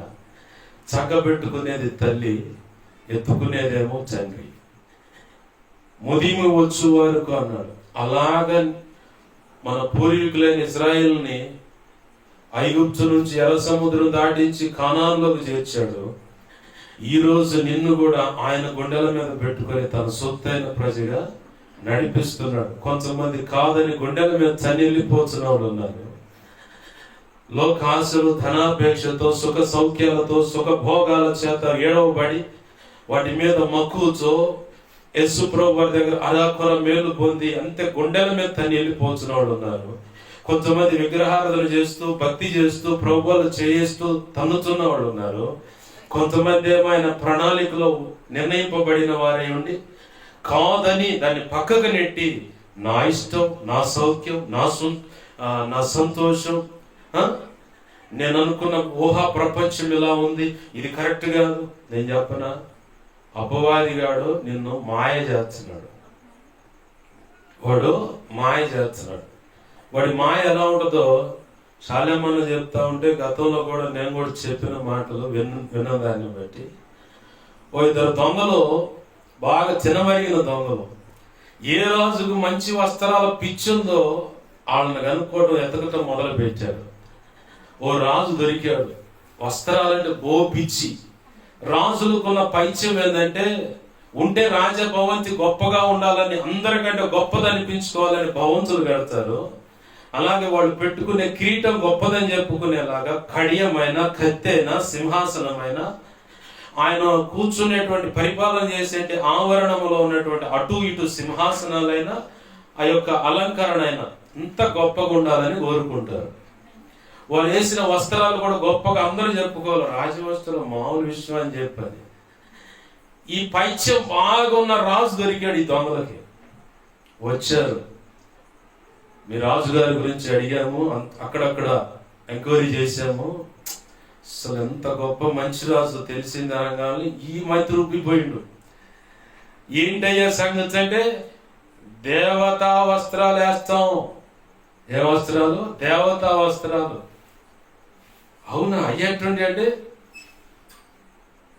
స్వర్గంలో వేసుకునే దేవతలు ఉన్నారే వాళ్ళు వేసుకునే వస్త్రాలండి అంటే, అబ్బో అని చెప్పని మా అయ్యగారు కరెక్ట్ దొరికారని చెప్పని, అయ్యగారు ఏందిరా, స్వర్గంలో దేవతలు వేసుకునే వస్త్రాలు వేసేవాళ్ళు పనోళ్ళు వచ్చారండి, నమ్మకమేనా?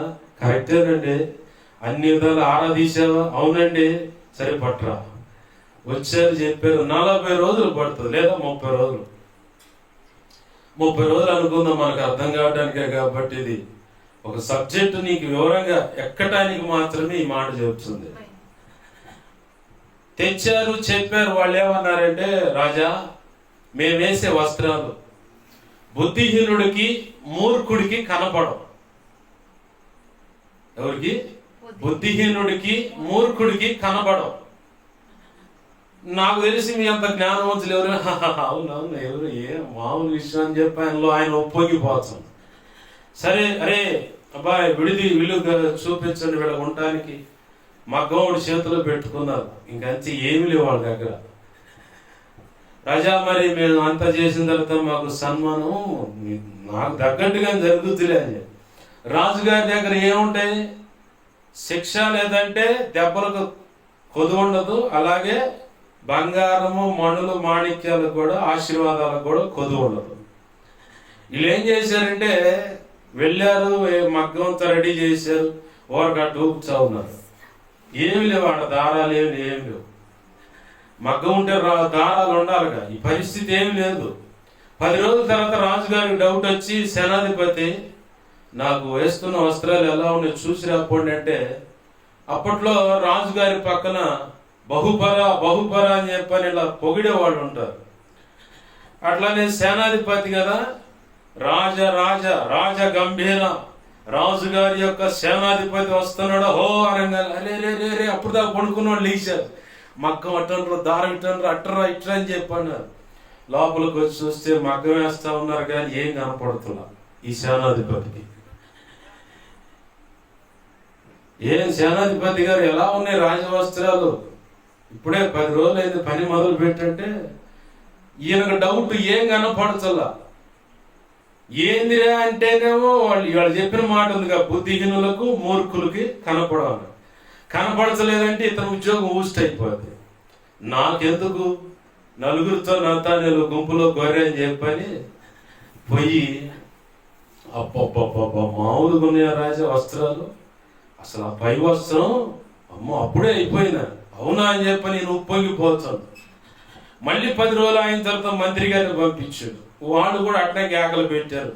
మంత్రి గారు వస్తున్నాడు, హో అనగలరి ఈసారి వచ్చేది మంత్రి, రాజుకు దగ్గరకుంటాడు, జాగ్రత్తగా ఉండాలని ఆ మగ్గం అట్టి ఇటు అంటూ ఉన్నారు. మంత్రి గారు ఎలా ఉన్నాయి వస్త్రాలంటే, ఏం కనపడుతుంది రాడా, ఎవరుంటే కదా అనుకుంటాడు మనసులో. ఇప్పుడు కనబడతలేదంటే మంత్రి గారు బుద్ధిహీనుడు, మూర్ఖుడు. కాబట్టి ఈయన పోస్ట్ పోతే ఇంకోళ్ళు వస్తారు ఆ పోస్టులోకి. నాకెందుకు వచ్చిందని ఈయన కూడా అంతే పోయి, అబ్బబ్బా రాజుగారు ఇంకా 10 రోజులు మీరు వస్త్రాలు దొరుకుకోవటమే, అంత అద్భుతంగా ఉన్నాయని చెప్పారు. అవునా అని చెప్పని ఆయన ఉప్పొంగిపోతున్నాడు. ఇంకా 10 రోజులే కదా అని. 10 రోజుల తర్వాత అంటే నెల అయిపోయింది, రాజుగారి వచ్చారు లైన్లోకి. ఈసారి రాజుగారు వస్తున్నాడని కేకలు పెట్టారు, జాగ్రత్తగా ఉన్నారు. రాజుగారు ఒక్క 10 నిమిషాలు టైం ఇవ్వండి, మేమంతా పూర్తి చేస్తా ఉన్నారు. ఈ రాజుకి ఏం కనపడుతుందా? ఇప్పుడు రాజుకి ఏం కనపడితే ఏమంటారు, ప్రజలు మొత్తం తిరగబడి తంతారు, లేదంటే సంపుతారు, ఇంకోటి తెచ్చాడు పెడతారు. బుద్ధిహీనుడికి మూర్ఖుడికి కనపడవన్నారు. ఇప్పుడు బుద్ధిహీనుడు అంటే నేను తేడా, మూర్ఖుడు అంటే నేనే తేడా. మూర్ఖుడైన ఎవడైనా పెట్టుకుంటారా? జక్కన సినిమాలు అట్టుకుంటా. అక్కినేని నాగేశ్వరరావు గారు కొమ్మకి యువతలు కూర్చున్నారు అనుకుంటారు. ఓరే ఏందిరా ఆడ కూర్చున్నావు, ఆడ కూర్చున్నావు ఏందిరా అని చెప్పండి, నాయనో నేను కొమ్మ ఒకేసారి కిందకు వచ్చాను. డైలాగ్ చిన్నప్పుడు చూసే కాబట్టి గుర్తుంది. అబ్బా సరైన అల్లుడు దొరికిండండి, 15 తీసుకెళ్ళి రాజుగా చేస్తారు. ఏంది ఇప్పుడు ఈయన కూడా మూర్ఖుడేగా పని చేసేది. తెలియగలవాడు ఏం చేస్తారు, ఆ దరి పక్క కూర్చొని ఈ దారిన కొమ్మ నరుకుతాడు. తెక్కలోడే మూర్ఖుడు ఏం చేస్తాడంటే ఈ దారిన కూర్చొని ఒకేసారి కొమ్మ, మొన్న మంచిది వీడియోలో కొమ్మ కెవతాలు కూర్చొని నరుక్కుండా అంటే అంతే కింద పడ్డం, అంతే పోయాడు. ఇట్లాంటి వైరల్ కూడా ఒకటి వచ్చింది మొన్న మంచి వీడియో. ఇక రాజుగారికి వస్త్రాలు, మీద ఉన్న వస్త్రాలన్నీ తీసేసి వీళ్ళేదో ప్రత్యేకంగా వస్త్రాలు తొడిగినట్టుగా తొడిగి, రాజా మరి ఏంది వస్త్రాలు ఎలా అంటే, అబ్బబ్బా మోహం మామూలుగా లేవు అంటాడు. ఏం లేదా, ఏం కనపడతలేదంటే ఈయన బుద్ధిహీనుడు అవుతాడు, మూర్ఖుడు అవుతాడు. చివరికి బహుమతి పొందుకున్నారు. దొరికిచ్చే చంపేస్తారని వాళ్ళు వారిపోయారు. రాజుగారిని మాత్రం గుర్రం మీద ఎక్కించి ఇక ఊరేగండి అని వాళ్ళు ముందుగానే అన్ని రెడీ చేసి పంపించారు. ఊరేగింపులో ఉంటే ఇవి తేడా పడ్డంటే వాడాడు దొరుకుతుడు, వాడి ఎమ్మడిని దొరుకుతుడు కదా. ఊరేగింపులో లేకపోతే ఎమ్మడిని దొరుకుతుడు కాబట్టి ఊరేగింపులో గట్ట పంపించి వీళ్ళు తుర్రమని పారాలయ్యారు. బాగా నడుస్తుండగా ఒక పిల్లగాడికి డౌట్ వచ్చిందమ్మా, రాజుగారి ఒంటి మీద గుడ్డలేవే అంటాడు. బొమ్మలు ఎరిపోయింది ఎందుకురా నీకు, మొత్తాన్ని చంపుతాను అంటాడు ఆ తల్లి. కాదమ్మా నిజమా అని చూసి అందరికీ దిగంబరుడిగా కనపడచ్చు. కొంత దూరం అయిన గుసగుసలాడుతూ ఉంటే మంత్రిని అడుగుతుండు రాజు, మంత్రి నా దేవతా వస్త్రాలు చూసి ప్రజలేమనుకుంటున్నారంటే, ఓరుమని అడుగుతాయ్యా, దొంగలు మనం మోసం చేశారయ్యా, నీ ఒంటి మీద నూలు పోగులు ఏదయ్యా అనగానే మంత్రి మీద ఉన్న వస్త్రాన్ని లాక్కొని ఇంతే పొరా సిగ్గు కప్పుకొని. ఎందుకు ఇదంతా చెప్పానంటే నవ్వుకోవటానికి కాదు, కానీ సైతాన్ గాడు కూడా చేసేది ఇంతే. ఆ రంగుల ప్రపంచాన్ని చూపించి నా జీవితం ఇట్లా విలాసవంతంగా ఉండాలి, అట్టుండాలి ఇట్టుండాలా, చావంటే నిందలు అవమానాలు, ఈ వాదం దేవుడు పడుతుందని చెప్పని వాడు నీకు ఎట్లుండదంటే గోబర్ బయోగ్యాస్ ఉంటుంది. గేదెలు పేడ తెచ్చి ఆ గుంతలు వేస్తే అది ఉబ్బుతా వస్తూ ఉంటుంది గ్యాస్. ఆ టైపులో నీకు కొడుతూ ఉంటాడు వాడు. రకరకాల ఆలోచనలు, రకరకాల ప్రపంచంలో రకరకాల అభిరుచులు చూపిస్తా నా జీవితం ఎట్లుండాలనుకున్నా అట్లుండాలనుకున్నా దేవుడు చావు విడుచుడు, నాకు అసలు నచ్చట్లేదు, దుమ్ము చనువు దీనిగా మొత్తం లైన్లోకి. అట్లా లైన్లో పడ్డ వాళ్ళు నేను కూడా ఒకడినే. అపవాదిగాడు చేసి వ్యవహారం ఇదే. దయచేసి నువ్వు ఆయన సొత్తైన ప్రజగా ఉండాలని ఆయన కోరుకుంటా ఉన్నాడు. ఆయన సొత్తైన ప్రజగా ఉంటే ఆయన ఇచ్చే ఆశీర్వాదం. చివరిగా చదువుకున్న వాక్యాలు చూడండి. ద్వితీయోపదేశకాండము 2వ అధ్యాయము 25వ వచనం. నేడు నేను నీ వలని భయము, నీ వలని వెరపు ఆకాశము కిందున్న సమస్త దేశముల వారికి పుట్టింప మొదలు పెట్టుచున్నాను. వారు నిన్ను గూర్చిన సమాచారం విని నీ ఎదుట వణికి మనోవేదన నందుదురు. ఆమేన్, హల్లెలూయా. ఐగుప్తు నుంచి బయటకు వస్తున్న ఇశ్రాయేల్ ప్రజల విషయంలో చెప్తున్న రెండోసారి చెప్తున్న మాట ఇది. ఇంకా కొన్నాళ్ళు మోషే వెళ్ళిపోతాడు, దేవుని పిలుపునందుకొని చనిపో, ఆ కొండ ఎక్కంటే వెళ్ళిపోతాడు. ఆ సమయంలో చెప్తున్న మాట, నిన్ను చూస్తే ఏంది ఎవరికైనా ఉందండి ఇంత గొప్ప ఆశీర్వాదం? ఇప్పుడు ఇజ్రాయెల్ దేశాన్ని చూస్తే ఒక్కొక్కడు కొనుక్కు. ప్రపంచం మొత్తాన్ని ఇప్పుడు టీవీ 9లో కానీ ఇప్పుడు భయంకరంగా స్క్రోలింగ్ చేస్తూ ఉన్నారు. ఏంటి ఇజ్రాయెల్ యొక్క ప్రాధాన్యత, ఇజ్రాయెల్ యొక్క ప్రత్యేకత ఏంటి, ఇజ్రాయెల్ ఎందుకు అంత ప్రపంచ దేశాలను శాసిస్తుందంటే జీవము గల దేవుడు ఉన్నాడు వారికి. ఆమేన్, హల్లెలూయా. ఇరాన్ యొక్క ప్రధానమంత్రి ఇజ్రాయెల్ అనే దేశం ప్రపంచ పటంలో లేకుండా తుడిచేస్తానన్నాడు. ఆయనే పోయాడు హెలికాప్టర్ ప్రమాదంలో. ఆయనతో పాటు అధికారులు ఏరియల్ సర్వే చేస్తుంటే ఏమైందో తెలియదు, బ్లాస్ట్ అయితే మొక్కలు ఎత్తకొచ్చుకున్నారు వాళ్ళు. దేవుని పిల్లలకు ఎదురు తిరిగి ఒక మాట అన్నా, దేవుని పిల్లలకు ఎదురు పోయిన ఇప్పుడు హమాస్, గాజా, పాలిస్తీనా, ఇస్మాయిల్ సంతానం సంబంధించిన 12 దేశాలు, ఇజ్రాయెల్ దేశం అంటే గిట్టన 10 దేశాలు, 22 దేశాలు కలిసి ఇజ్రాయెల్ దేశం మీద పోరాడుతున్నాయి. అయినా చలనం లేదు. కారణం ఏందో తెలుసా? వారి పక్షంగా నిలబడింది సైన్యములకు అధిపతి యెహోవా. ఆయన యుద్ధం చేస్తున్నాడు. ఈనాడు కూడా నీవు ఆయన సొత్తైన ప్రజగా ఉంటే నిన్ను బట్టి ఇలా అంటున్నాడు ఆయన, నీ వలని భయం, నీ వలని వెరుపు అంటే సడన్గా ఏదైనా శబ్దమైన పడగానే ఒళ్ళంతా అలసడు వచ్చి అదురుపోతామే. ఆ అదురే వెరుపు అంటే. ఆ తర్వాత ఆ వెరుపు అనేది ఆకాశము క్రిందనున్న సమస్త దేశముల వారికి పుట్టింప మొదలు పెట్టుచున్నాను. ఆమేన్, హల్లెలూయా. వారు నిన్ను గూర్చిన సమాచారం విని నీ ఎదుట నుండి వణుకి మనోవేదన నొందుదురంటే ఇక అది వదిలిపెట్టదు. ఏ రోగానికైనా మందు ఉంది, కానీ మనోవేదన అనే రోగానికి మందు ఉందా? అంతగా ఒక వ్యక్తిని కోల్పోతే, భార్య తన భర్తను కోల్పోయినా, భర్త తన భార్యను కోల్పోయినా మనోవేదన చెందుతాడు. అట్లా ఉండదు నిన్ను బట్టి అవతల వ్యక్తులకి భయం. అలాగ చేస్తాను, నేను చేయబోతున్నాను, చేస్తున్నాను అంటున్నాడు ప్రభు. ఏంది? ఆయన సొత్తైన ప్రజగా నువ్వు ఉంటే, ఇజ్రాయిల్ను బట్టి ప్రతి దేశం ఆ కనాను యాత్రలో నడుస్తున్నప్పుడు ప్రతి దేశం భయపడింది.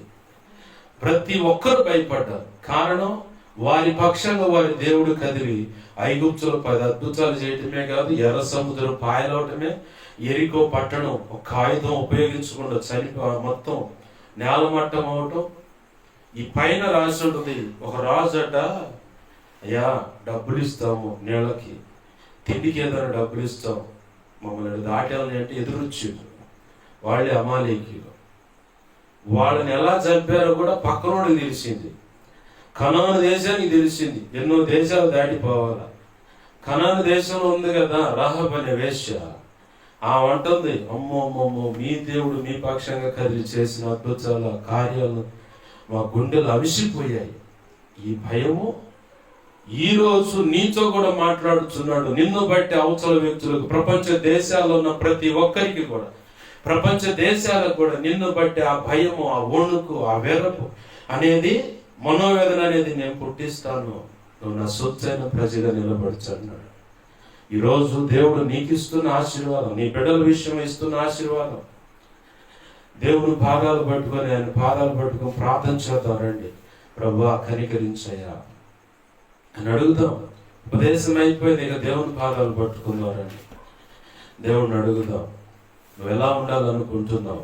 పేతురు పత్రికలో చెప్పినట్లుగా సరిచేయబడటానికి ఇష్టపడుతున్నావా?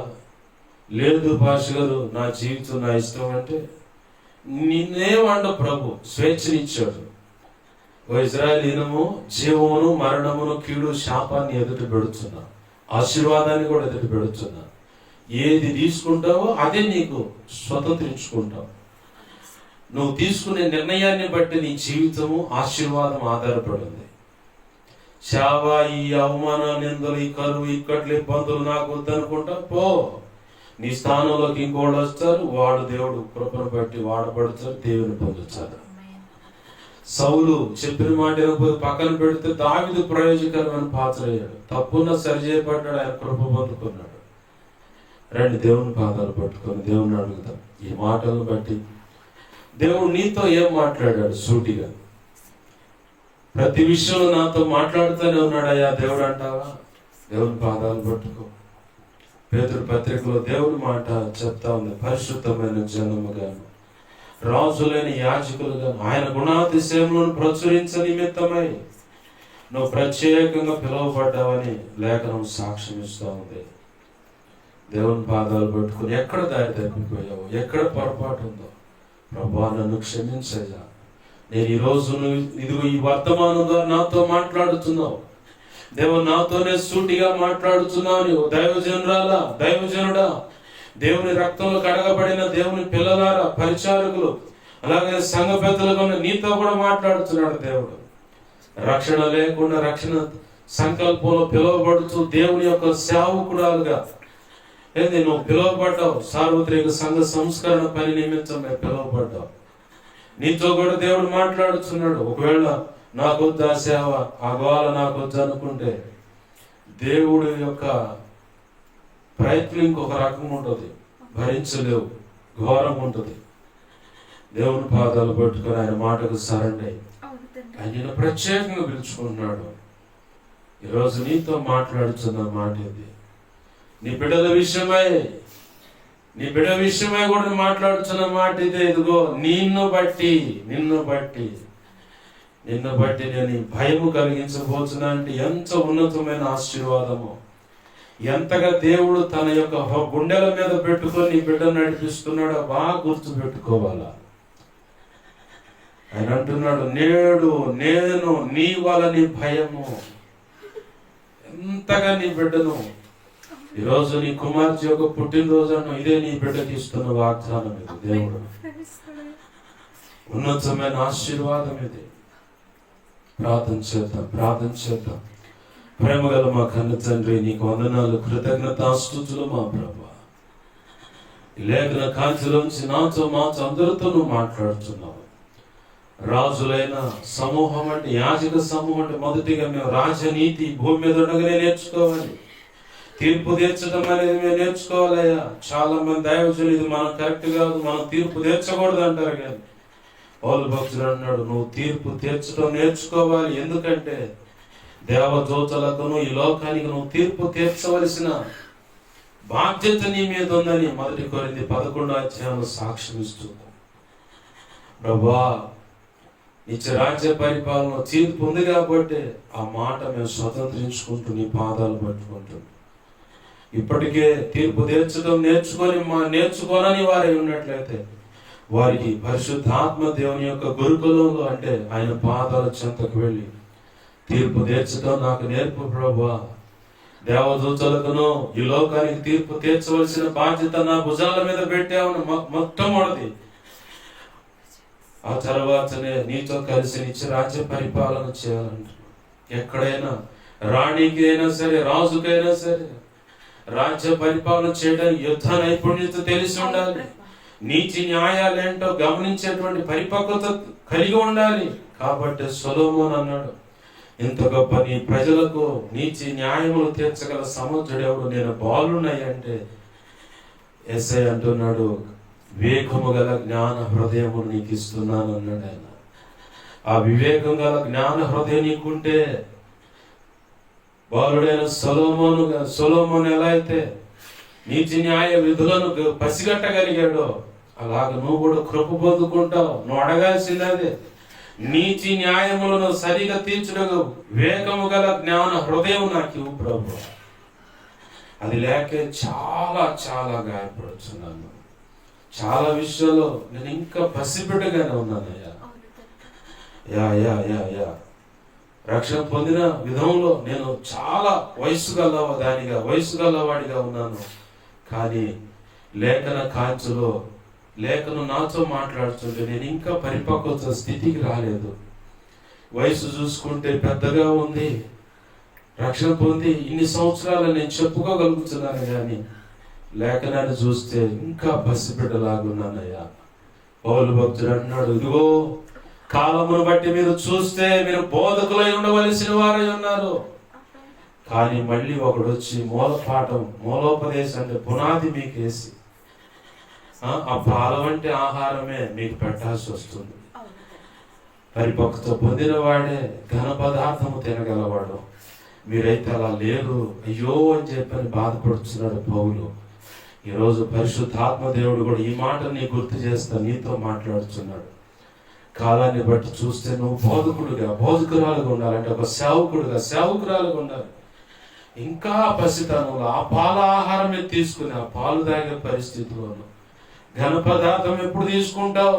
పళ్ళు ఊరాయి, వయసు పెరిగింది, మనసు అంత పరిపక్వతలో ఉంది. కానీ ఆధ్యాత్మిక పరిపక్వత లేక అలలాడుచు ముందుకు వెనక్కి ఊగుతున్నటువంటి ఓ దేవుని బిడ్డ, నీతోనే దేవుడు మాట్లాడుతున్నాడు. దేవుని పాదాలు పట్టుకొని దేవుని అడుగుతాం, ఇంకా పసితనమా సేవకుడా? ఇంకా పసితనమా? ఇంకెప్పుడు వస్తావు పరిపక్వతలోకి? పాలు తాగే వయసులోనే ఉంటావా? సంఘాన్ని నడిపిస్తున్నావు, కొంతమందిని దేవుడు నీకు అప్పచెప్పాడు, నమ్మి వచ్చిన వారికి బాప్తిస్మాలు ఇస్తున్నావు. ఇంకా పాలు తాగే వయసేననేది. ఘన పదార్థం ఎప్పుడు తింటావు? బలవంతురాలుగా ఎప్పుడు అవుతావు నువ్వు? ఆయన చేతిలో బలమైన సాధనంగా ఎప్పుడు అవుతావు? కాలం అంతే జారిపోతా ఉంది. అపవాది నిన్ను చాకచక్యంగా భ్రమపరుస్తున్నాడు. జాగ్రత్త సుమి. దేవుని పాదాలు పట్టుకుని ఆయన అడుగుతాం, ప్రభువా ఇప్పటి వరకు నేను ఎలా నష్టపోయానో ఈ లేఖన కాంతిలోంచి నువ్వు నాతో మాట్లాడుతున్నావు. నేను సరి చేసుకుంటున్నానయ్యా, నన్ను క్షమించు, నాకు సహాయం చేయి దేవా అంటూ ఆయన పాదాలు పట్టుకున్నాం. ప్రార్థన. ప్రేమగల మా తండ్రి, నీకు వందనాలు, కృతజ్ఞతాస్తుతులు మా ప్రభు. విన్న వాక్యం మా హృదయాల భద్రపరచమని, సిలువ రక్తము చేత భద్రపరచమని, ఉత్తమ ద్రాక్ష వలె నీతో మమ్మల్ని అంటుకట్టి ఈ వాక్యము ద్వారా ఆ జీవాన్ని, ఆ జీవపు ఓటను మాలకు చొప్పించి ఫలభరితంగా మార్చి ఫలములు కలిగిన జీవితంగా అయా బ్రతుకుగా అలాగే సేవగా మార్చమని, నీ కృపలో వర్ధలు చేయమని, నీ వాక్యాన్ని హెచ్చించుకుంటూ నీ నామాన్ని కనపరుచుకుంటూ 2 తిమోతి 1:12 నన్ను మమ్మల్ని చేతులకు అప్పచెప్పుకుంటున్నాం. నాకు మాకు మా మీద ఇంకెవరికైనా కళలో నిద్రలు దర్శన స్వప్నాలు చూపించబడ్డా సమస్త చీకటి శోధనుడు ప్రభు నీ మహాప్రోత్థాన శక్తిని సిలువ రక్తాన్ని నీ సంతోషం పరిపూర్ణమనుడు బంధింపబడును గాక, లయమైపోవును గాక. బంధించి లయపరిచిన కృతజ్ఞతాస్తుతులు మా ప్రభు. నాకు మాకు మా మీద ఇంకెవరికైనా కళలో నిద్రలో దర్శన స్వప్నాలు చూపించబడ సమస్త మంచి కళ, మంచి దర్శనం, మంచి స్వప్నం, నిద్రలో చూసి సమస్త మంచి యేసు నామములో నీ మహాప్రోత్థాన శక్తిని వాడు సిలువ రక్తాన్ని బట్టి నీ సంతోషం పరిపూర్ణ వాడు త్వరపెట్టే జరుగును గాక, నెరవేర్చబడును గాక. త్వరపెట్టే జరిగేలా చేసి నెరవేర్చినందుకు కృతజ్ఞతాస్తుతులు తండ్రి. అయ్యా మా కోసం ప్రార్థించమని ఆ రీతిగా అడిగినాడు. మా సంగతి దైవజనుడు తెలియపరిచి ప్రార్థించము, దైవజనుడు మా సంగతి తెలియపరచు. ఇలా అడుగుతున్న ప్రతి ఒక్కరి అవసరం యేసు నామములో తీర్చబడును గాక. పుస్తక పరిచయలు తోడే చక్కగా జరిగించని కావలసిన ధనము సహాయించు. పాటల పరిచయలు కావలసిన ధనము సహాయించండి. చక్కగా రచన జరిగించండి. Already knew year song ready చేసిన ప్రభు కావలసిన ధనం మొత్తం సహాయించండి. నీ చిత్త ప్రకారం రికార్డించే నీ ప్రజలకు తేడం సహాయించండి. డిసెంబర్ 31వ తారీఖున నీవిచ్చిన మందిరంలో వాచ్ నైట్ సర్వీస్ జరిగిస్తా ఉన్నాం. అది ఎక్కడో మీరే దాన్ని పరిస్థితులు అనుకూలపరిచి నీ చిత్త ప్రకారం జరిగించండి. ఆదివారం ఆరాధన నిశ్చిత ప్రకారం ఆయా ప్రాంతాలు ప్రారంభించి జరిగించడానికి కూడా సహాయించండి. మందిర స్థల విషయంలో కృపానుగ్రహించని ఇసపాలెంపు దేవ గ్రామంలో అన్ని విషయాల్లో కృపానుగ్రహించమని నీవు తోడు నడిపి సహాయం చేయండి. ప్రాంత ప్రజలను సహకరిస్తున్న ప్రతి ఒక్కరిని ఆశీర్వదించి దీవించి నీ చేతులకు అప్పచెబుతూ ప్రార్థనలు ఎక్కిపించిన ప్రతి ఒక్కరు దేవా ఏ రీతిగా నీతో ఎదుటికి వచ్చున్నారు వారిని కృపతో జ్ఞాపకం చేసుకుని ఆశీర్వదించి నీ చిత్త ప్రకారం నీ పనిలో వాడుకోమని. నీవు ఈరోజు అంటున్నావు ఇది ఇలాగ నిన్ను బట్టి ఇలా చేయబోతున్నానని. అందరిని బట్టి నీ కృతజ్ఞతాస్తుతులు చెల్లిస్తూ మా ప్రియుడు మా రక్షకుడైన యేసయ్య ఉన్నతనంత శక్తి గల నామమున అడిగి వేడుకో ప్రార్థన సమస్తం పొందుకొని నీ బిడ్డలను దీవించి ఆశ్రయించి చేతులకు అప్పచెప్పి అయిపోచుకుంటున్నాం మా తండ్రి. ఆమేన్. ఇప్పుడు మన తండ్రి అయిన దేవుని ప్రేమయు ఆయన ప్రియ కుమారుడైన యేసుక్రీస్తు వారి కృపయు పరిశుద్ధాత్మ దేవుని అన్యోన్య సహాయ సహవాసము సమకూడిన ప్రార్థనలు ఏకీభవించిన వీడియో ద్వారా ఏకీభవిస్తున్నా ఇక ముందు వినబోతున్నా. అలాగే సార్వత్రిక సంఘంలోని సకల పరిశుద్ధులకు ప్రభు ప్రేమించి ఇచ్చిన ఈ పరిచయకు ప్రారంభించిన సంఘాలకు సంఘ బిడ్డలకు సాధారణ సంఘాలకును అలాగే సోషల్ మీడియా ద్వారా వాక్యాలు విని బలపడినాడు వెంబడిస్తున్న వారికి ప్రభు చెప్పిన దాన్ని బట్టి వెంబడిస్తున్న దైవజనులు సంఘ పెద్దలు పరిచయ విశ్వాసులకును కలిగిన సొత్తు యావత్తుకును నిత్యత్వము చేరు పర్యంతం సదాకాలము చూడండి ప్రభు చూడు నడిపించును గాక. ఆయన ఈ రోజు వాగ్దానం ఇచ్చిన రీతిగా ప్రతి ఒక్కరి విషయంలో ఆ భయాన్ని, ఆ వెనుపును, ఆ జిగులును, ఆ వణుకును, మనోవేదనను కూడా ఆశీర్వాదం ఇచ్చినది అక్షరాల వారు అనుభవించి ప్రభువును మహిమపరచేలాగా చేయను గాక. ఆమెను అలాగ చేసిన యేసయ్యకు కృతజ్ఞతాస్తుతి ఘనత మహిమ ప్రభావాలు చెల్లును గాక. ఆమేన్. యేసు రక్తమునకేచే ప్రభు యేసు రక్తమునకేచే ప్రభు యేసు నామమున సంపూర్ణమైన విజయం కలుగును గాక. ఆమేన్. అపవాది వాడితో వచ్చే అంధకార శక్తులకి అవెంత ప్రమాదకర మాదిరికి ప్రయోగం అవి ఏవైనా సరే వాటి అన్నిటికీ అనంతనాశనం, సర్వనాశనం, నిత్యనాశనం కలుగును గాక. ఆమేన్. యుద్ధం యెహోవాదే. వాటిని ఆశ్రయించిన వారిని దేవానికి అప్పజెపు యెహోవాయే. యేసు రక్తమునకి జయము జయము జయం. ఆమేన్. హల్లెలూయా హల్లెలూయా హల్లెలూయా. అందరికి వందనాలు.